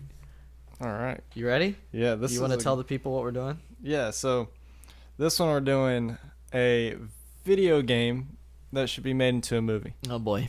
Which is to say, hopefully the first good one. Oh yeah, there's been some garbage ones. There's been some bad ones. Okay, you ready? All right. You go first. You want me to go first? We alternate. I think there's one clear answer for this. I think there's one video game that I can think of that has a foolproof, good story from beginning to end, and that is Halo. Okay. The first 3, Halo 1, 2, and 3, like the story is so good. You know what I mean? Honestly, the gameplay is fun, but like when you hear the soundtrack and all that, and you get to figure out what's going on with Cortana and the Halo rings and all that, you just T-post. It's just, without a doubt, it could be an amazing movie. And, a few years ago, it'd be like, well, how are we going to make this? It's all CGI. Well, we've got CGI figured out, okay? Mm-hmm. We could do this. Just imagine seeing a Halo ring, like in movie form, and you get to see Master Chief just doing his thing, fighting the Arbiters and all that. Or not the Arbiters, sorry. Just the whole 1, 2, and 3 story, he's I ain't helping you, this is your story. Gosh. Saving Cortana and everything, I think that would be sick. Okay. All right, so when we tried figuring out what ones we did without giving away, you asked me the producer, and as soon as you asked me the producer, I was like, that narrows it down, really. Oh, damn it. I'm sorry. Well, I mean, there's like 3 main producers, so I knew if you said like Activision, I'd be like, okay, that's 1,000 different games. So mine was with Valve, and you're like, oh, I think I know what yours is, and I said, well, it's not Portal. What do you think you know what it is? I thought it was Portal. Oh. Because it is. Oh, is it really? You fooled me? You bamboozled me? I bamboozled you. Yes, it is Portal. Damn it. I got really excited when you said it wasn't Portal. I was like, oh, sweet. I can fight whatever it is now. Yeah. Because I know you haven't played Half-Life, so. I mean, Portal's a great game. And it's got a really cool, it's original, and it's got a really cool, like, premise behind it. Absolutely. So, basically, this chick just wakes up. Her name's Kel, I don't know how to say it. Sure. But she just wakes up, and she does no idea what's going on. Mm-hmm. And bless you.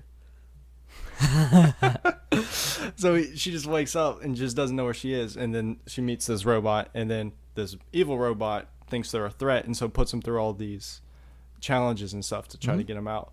I think this would be a great movie because you don't have to spend a crap ton of money just on cast, because there's like 3 characters and 2 of them are voice actors. Mm-hmm. So you can just focus all your money and budget on just the like cinematography, the effects, all that. Yep. And this chick, the main character, trying to figure out what's going on, where is she, and get the hell out of there. Yeah. And there's a lot of secret Easter eggs of like background story that you have to like work hard to figure out in Portal and Portal 2. And I think in movie form that'd be a lot easier. My only problem with that is, one, you really got to like put someone good in the main character spot. I even took the liberty of casting. Who? So I have, as Chell, I have Alicia Vikander. Okay. She's good. Yeah, she's pretty good. I think she could play that explore, confuse sort of look. Mm-hmm. And then I have as Wheatley, the good robot, as Paul Rudd. Nice. There were a few people I was like running through my head. I was like, that's a pretty good one. Because they're very, like, their interactions are very funny. Mm-hmm. And I think Paul Rudd could do that very Absolutely. well. And then I have GLaDOS, the evil robot that imprisoned them basically, as Charlize Theron.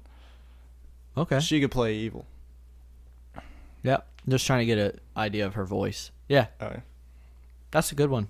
And that's, like you said, that's not much money. Exactly. Because Charlize Theron and Paul Rudd could do it over the phone. Right. Not phoning it in, but do it. You could still pay them a lot, but you would still have a crap ton of money for the look of it. See, with Halo, there is a story. Mm-hmm. Okay. I mean, there's a clear cut and there's easy visuals. I mean, you could have them fighting a scarab. You could have a huge battle between, the Covenant and the USMC, and it's all of the pieces are there to make a movie. And I'm just a little concerned at how your movie is going to be interesting, because the thing that makes Portal interesting is playing the game, and you want to get through this puzzle so that you can get more into the story. Mm-hmm. And it's like, how are you gonna I understand what you're saying, because like in Portal, one level might take you like 30 minutes exactly, and you can't just have the character figured out on the first try every time. You know what I mean? So plus there's a lot of funky things that happen in Portal. You like launch yourself, which I think if taken on by a good director could really be cool. Yeah.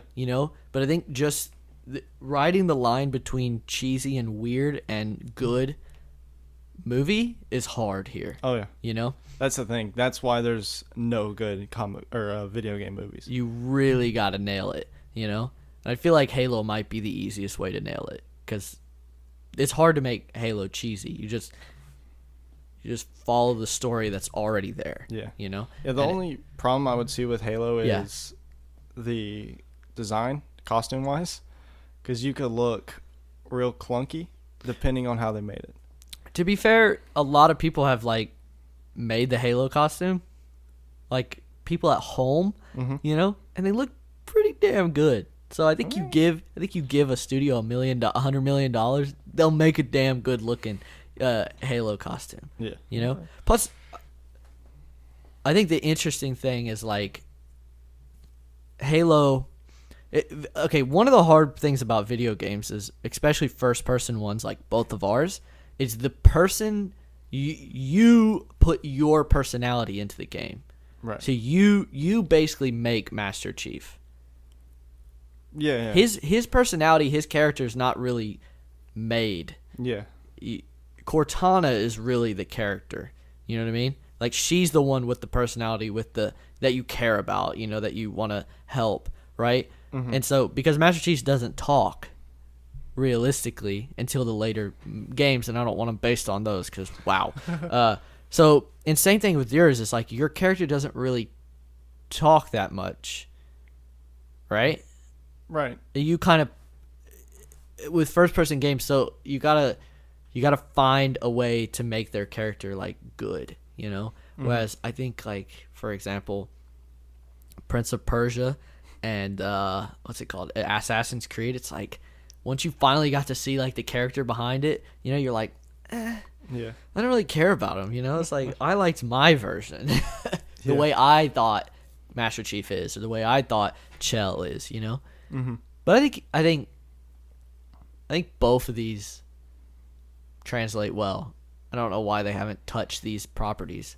Instead they've been doing stuff that people don't really care about. Yeah. Like, I get Assassin's Creed though. Yeah. And while you were talking, I was trying to think of a way, instead of like just the character finishing this level onto the next one. Like if you did, just them talking the whole time while she's completing one, and just struggling to do that, but them like doing some important plot furthering through their talking and stuff. Well, and then she just stops all of a sudden, and then just can like looks and sees her next challenge or something. Like if it's one of the harder ones or something like that. I think the way to nail yours, and I think would make it more interesting than a Halo movie, by the way, is I don't know. Have you played Portal 2? I can't remember. I've played 1 for sure. Portal 2, you progressively the laboratory that you're in, the testing laboratory, starts to degrade to the point where you completely fall out. Like you're in the middle of like a broken place. Yes, and I think that's the most interesting, because that's less of that's when the game gets really, really hard. Yeah. Because the rest of it is pretty self-explanatory. It's like, okay, I need to get that to there to open that door and I can leave. Yeah. You know, it's set up like a video game. But when you get out, you're like, I need to get up there, and I have no freaking clue how I'm supposed to do that, because there's no clear-cut way of doing it. Yeah. I think that's the interesting part. You know, she could be finding and learning things about this place while she's trying to get out of it, you know, and talking with Wheatley the whole time, you know. And also the other interesting part that you could do is you lose Wheatley a lot, you know, which as you're playing the game, it's kind of creepy, by the way. Like it's white and it's pretty and everything, but it's kind of creepy, especially if you're playing by yourself, because it's just quiet and you can just hear like just ambient noise, and you're seeing like, you know, remnants of dead people and stuff. You know, you're like, this is kind of, and so when you get Wheatley back, you're like, oh, thank God he's back. You know, it's like someone I can talk to. Yeah. You could definitely do that in the movie. You know, you can make it like a suspense, like you're just like, well, what's gonna happen? And then all of a sudden you find Wheatley again. And you're like, oh. So, yeah. I would love to see them both. I would too.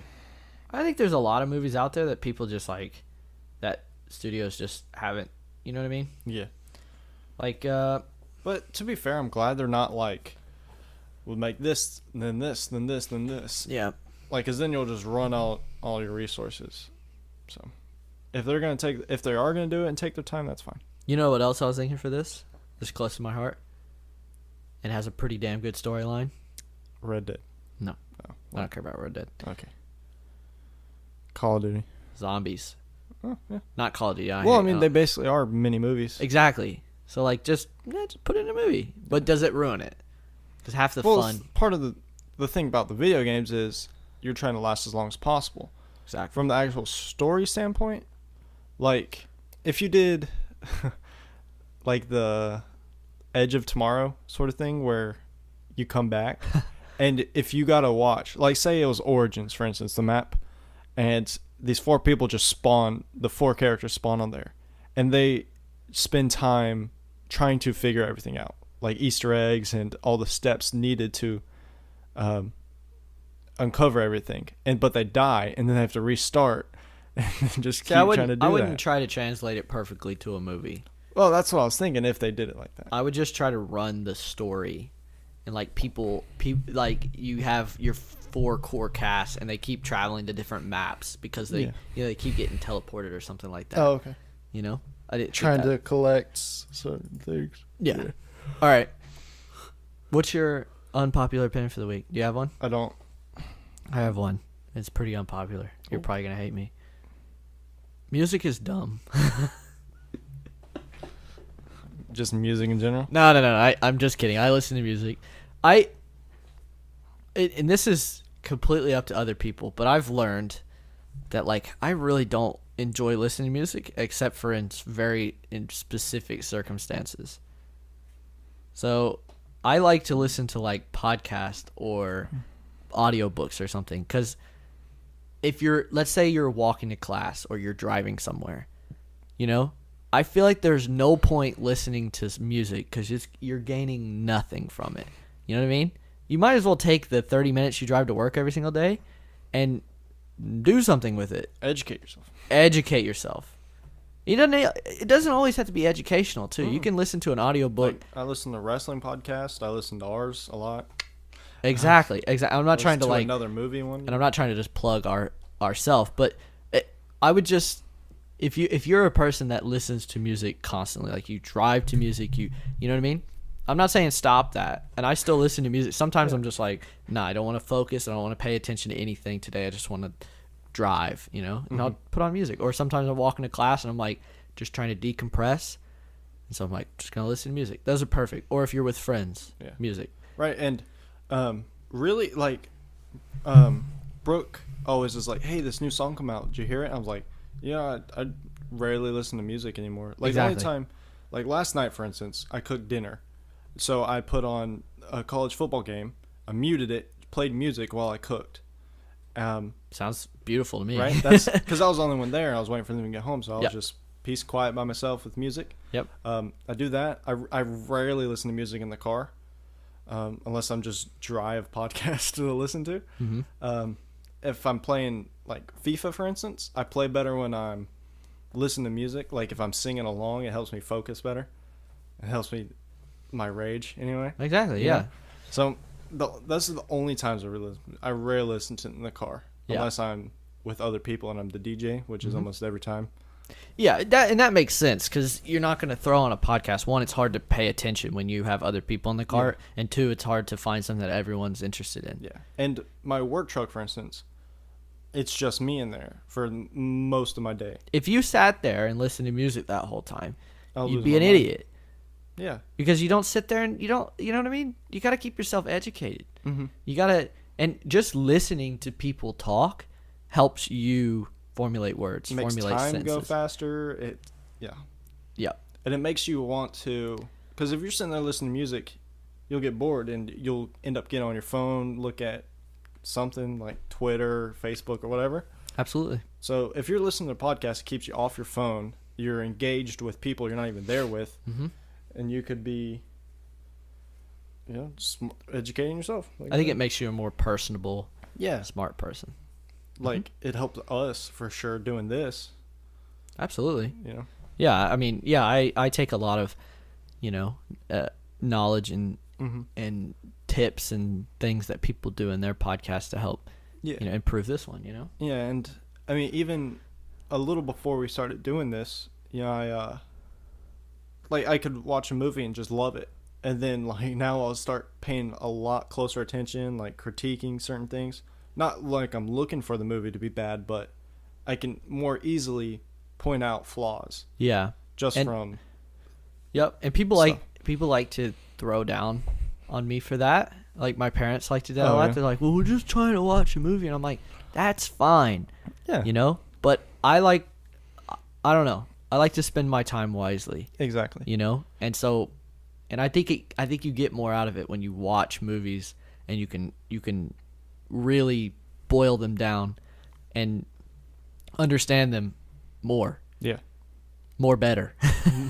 You can understand them in a more clear, concise way. Yes. You're like, okay, I get what's wrong with this movie. Mm-hmm. What they're doing wrong, how they can improve this. Yeah. And yeah, it does. I mean, like the other day we were watching Venom, and it caused a lot of eye rolling because I'm like, 10 years ago I would have never even noticed that. Right. But now it's like causing me to roll my eyes, but it's like, but that's a good thing. I can still go into a movie and not give a shit. Yeah. I couldn't care less. So, yep.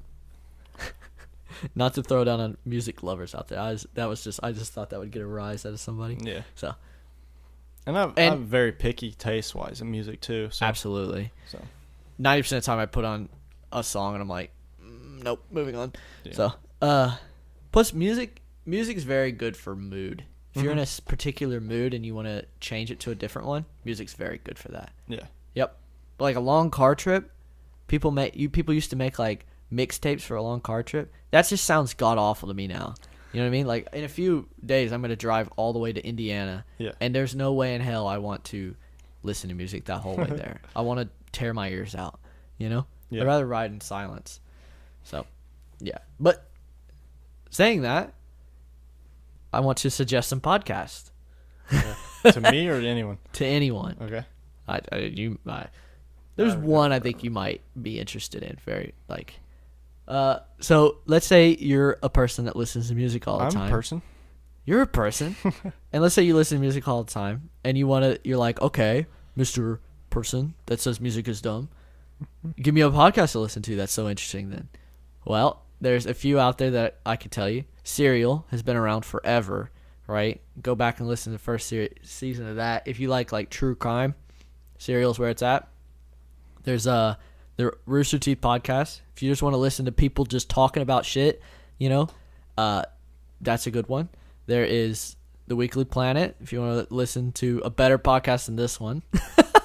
Just kidding. Not wrong. I'm just kidding. But they do a lot of that kind of stuff. And then the new ones that I've listened to lately, there's this one. It's called Last Scene. And it is about the largest art heist in North America. And they still haven't found the art. They haven't found who did it. So it's kind of like if you like ambiguous ending movies, this is kind of it because you can formulate your own thoughts on how it happened, why it happened, who did it, And it's $500 million worth of art. Jesus. So it's not any, you know what I mean? Mm-hmm. And they were in there for 45 minutes, so they knew what they were doing. They were not messing around. So, and then the last one is I found just a few days ago. It's called Gladiator. Okay. And it is a look into the life of Aaron Hernandez. Oh. Which is very interesting. So, and a life into Aaron Hernandez and the NFL as a whole, and how head injuries might be changing the way the NFL is played, looked at, So, yeah. Those are some interesting ones. Yeah. You got a sleeper? Yeah. Well, when I was doing my list, and then I thought of Ryan Gosling, and I was like, who could he play? And I thought of The Nice Guys and how good of a movie that was, which most people don't talk about or ever really reference. Yep. That's a fantastic movie. Such a good movie. It's like if you it's like a good comedy, but it's also like just a good movie. Yeah. Which is hard to do sometimes. You know what I mean? I mean, I would say, I don't remember if it's rated R or PG-13. Yeah, it's not for kids. Right. But it's, even though it's based around porn. Yeah. Like, it's still not, like, gross. Yeah. Sort of thing. It's very loosely based around porn. Yeah. Like, that's just who got murdered, realistically. Yeah. You know what I mean? Because they were, in one of their pornos, they, basically were acting as two heads of a major company that was lying about something they're doing. Yeah. And they were trying to out them through porn. Because it was, like, in the big porn era. Yeah. And it really, like, it kind of reminds me of, like, Zack and Miri. You know what I mean? It's porno? Like, yeah, it's not like you initially hear the title of that movie, you're like, wow, that's going to be a disgusting, but realistically, it's actually just a really good movie. Yeah. About a subject that most people have a hard time talking about. You know what I mean? This is the exact same way. It's just like, and by the way, one of the main characters is like a little 13-year-old kid. So as much as like, your mom would shield your eyes during the movie, they're kind of doing that with the camera, because they're like, you're following like the little kid and they're like, whoa, okay, let's not, you know what I mean? Yeah, because Ryan Gosling's the dad. Exactly. And he's trying to do that, but he's also trying to get not deeper into it, but like solve the mystery. I've never even think about it that way. It's like you're kind of shielded in that movie because you're following. You know what I mean? It's funny. Yeah, it's a really good movie. So you made a porn focused on the plot? We gotta tell that story. So we went and saw it in theaters, and it wasn't like a crowded theater or anything. Yeah. And so when that scene came on near the end, Ryan Gosling's character said to the girl that everyone's looking for and said, "So you made a porn and focused on the plot." Yep. And me, you, and our other friend that was with us. Yep. We started dying laughing. Yep. But we're the only ones in the theater laughing. Just dead silent. It's like a bunch of old people. They had no idea. Oh man. I know. That was good stuff. That was hilarious. And it was bad because we then all realized no one else was laughing, and we're like trying to hold it together, but we're all like, "Oh my god." Good times. Good stuff, man. Yeah. My sleeper is Daredevil. Like, I went back and watched season 1 recently. Yep. That shit is so good. Like, if you got onto the Defender stuff after, go back and watch season 1 of Daredevil. It's the best version of that, right. You know? And it needs to be, they need to keep him and the Punisher, and that's it. Nobody else, you know? Well, they got rid of 2 already. Well, that's good. Jessica Jones needs to go too, because Jessica Jones season 2 is doo-doo. All right. Okay. Yeah, Netflix really took a dive, because there was a time everything they're making was really good. I think they just got the wrong people in. You know what I mean? Like, Luke Cage was supposed to be the follow-up. I mean, Jessica Jones season 1's really good. It was. And then they got Luke Cage, which I was like, you know, oh, sweet, I like his character in Jessica Jones. And then that director fucking demolished him. I don't want to see him at all. I don't like that actor and everything. She demolished that guy. All right. So, what was that movie that you said you went? Bad Times at the El Royale. Should I go see that? That was really good. Okay, good. I'll go see it then. I'll get my, what's it called? My free 3 movies a week, and I'll go watch it. Yeah, you should. I came out with probably one of my new favorite actors in it. Like, I didn't know about this guy, but myriad of actors in that movie. But it's none of the ones you're thinking. He's a younger guy. He plays a worker at the hotel. His name's Miles in the movie. Okay. Like, look him up real quick. Okay. So I didn't know anything about him going into it, but he played such a good character in this. What's this movie called? Bad Times at the El Royale. It's got John Hamm in it. Sure does. You're Batman. Sure does. So if you go to cast, just look for Miles. It's got Chris Hemsworth as well. It does. He's the bad guy. Don't say that. No, Spoiler he is. alert. No, he full is. Everyone knows that. Miles. Lewis Pullman. This guy? He reminded me of Tom Holland. What yeah. the hell? What is that? Gosh, I hate IMDb, man. Oh, yeah, he does kind of look like Tom Holland. Yeah. But he was so good in this movie. Yeah. It was really cool. I'm not going to spoil it for you. Please don't. No, I'm not. Oh, he's in the new Top Gun movie. Oh, nice. By the way. Because they do a really good job of explaining why everyone's there and fitting it together. You remember the Inception movie? Yes. It's like that, but in the movie. Okay. It does a really good job of... So it all lines up. Yeah, because all these different backstories and how they're here and then where people are when something happens. Gotcha. It's really cool. That sounds interesting. Yeah, you should see it. I'll go see it. I get three free movies a week. Yeah. Trying to think. I also saw... I told you I watched Guardians of the Galaxy 2. Yep. And I also watched Doctor Strange because they're on Netflix and I was bored. Also, I showed my girlfriend and her friend Prestige. Brooke fell asleep, but yep. What time do you watch it? Her friend really liked it. Like 9. Yeah. Yeah. It's a long movie. It is, but I enjoyed it. Yeah. And so did her friend. She really liked it. Who? Brianna. Yeah, I was gonna ask. Nice. I love that movie. That's so good. Because it's on Hulu. I love hearing people's reactions to that movie, like what they think happened. Mm-hmm. You know, I also heard something the other day. Someone thinks that they're twins. Yeah.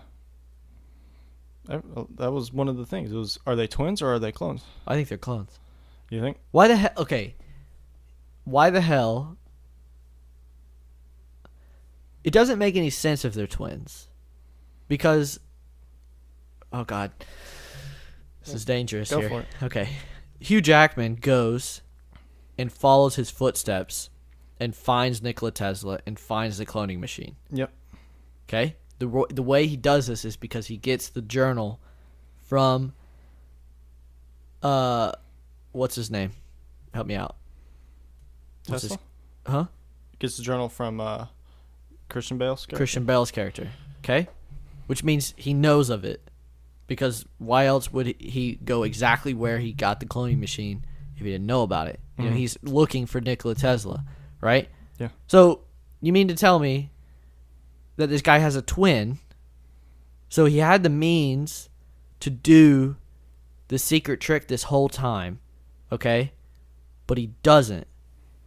He goes and finds Nikola Tesla, figures out he has a cloning machine, leaves, and now does the trick because he has a twin. That makes no sense, right?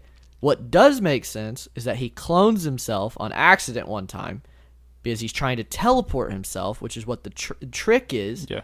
Figures out he clones himself and goes, fuck, now what? Yeah. You know? And so now he lives this double life with, you know? Mm-hmm. And I get where the twin thing comes from because, the Chinese dude? Yeah. They're like, wow, it's amazing that he would live a life secret so that he could do the trick. Yeah. You know? And it's like, I get where people are like, oh, then he has a twin and they're just living. But it doesn't make any sense why Nikola Tesla has anything to do with that entire movie. Mm-hmm. You know what I'm saying? Yeah. He had to have cloned himself. Yeah, I'm just trying to remember the timeline because he didn't always have, like, he knew the trick that he wanted to do, the teleporting man. Yes. And because when they first started, they were like the helpers of that one guy where the wife died. Yep. And Dr. Alfred Kane was like, oh, I suppose you have a trick of your own. He's like, yeah, I do actually. So I don't know if he's already been to Tesla at the time or if that's why I didn't know if it was a twin or no. I think he did. You think he did already? Mm-hmm. I was just wondering because he was still new and he wasn't an established. Okay. Christopher Nolan and Jonathan Nolan make some interesting movies. Mm-hmm. That movie would be 10 times less interesting if it's a twin. Oh, I'm not disagreeing with you. I know. I'm just saying, like, you know what I mean? Yeah. So for anybody that's out there, like, confused, it's like, just think about it. You know what I mean? And just realistically, which one would make a better movie? And it's like, it's definitely that he's a clone, you know? That's so much more interesting. It's like... Yeah. And it also makes perfect sense with the Chinese dude as well. It's because he's like, yeah, I have to live this secret life because I accidentally cloned myself. You know what I mean? Mm-hmm. Trying to figure out the perfect trick, you know? Yeah. It also makes Hugh Jackman's decision so much more profound because one character did the right thing and the other character did the opposite of that, you know? And it's just like, I don't know. Yeah. Yep. Okay. There's the prestige talk for the week. It won't be the last. So did you explain it to Brianna as you were watching it? No, she basically caught up. She got it. She knew. Cool. But it's cool it's very reassuring when you show someone a movie and they're like, "What? Wait." Oh, they're like, "What?" They're like, okay, they're like because the scene near the end when after Hugh Jackman dies and then Christian Bale goes to jail, mm-hmm. and then Hugh Jackman brings Christian Bale's daughter, and it was like, you're supposed to be dead, and he's trying to say like, that's the guy I supposedly killed, you know. Exactly. Like that's when she was like, what? He was dead. Exactly. Yep. Great movie. Yes. Yes. All right, man. What are we doing next week? Movie tropes that need to die. All right, sounds good. Yeah. I guess we'll do top 10 actors or actresses mix or just one. Oh, let's do that. Let's do actors and then actresses. Okay. Because if we keep doing this for a long time, our lists are going to get stale. Yeah. Like, we're going to run out of lists. So. I'm trying to think. Is there anything you want to add? Not like add to it, but like. No, let's just do top 10 actors. Okay. Then we can build off of that. And put why. Why we Mm-hmm. think they're the top 10 actors? Yeah. Or your favorite 10. Well, we basically do that. Yeah. Anyway, we discuss it. Mm-hmm. Yeah. So we'll do that next week. All right. All right, man. Goodbye. Adios, friend. Bye.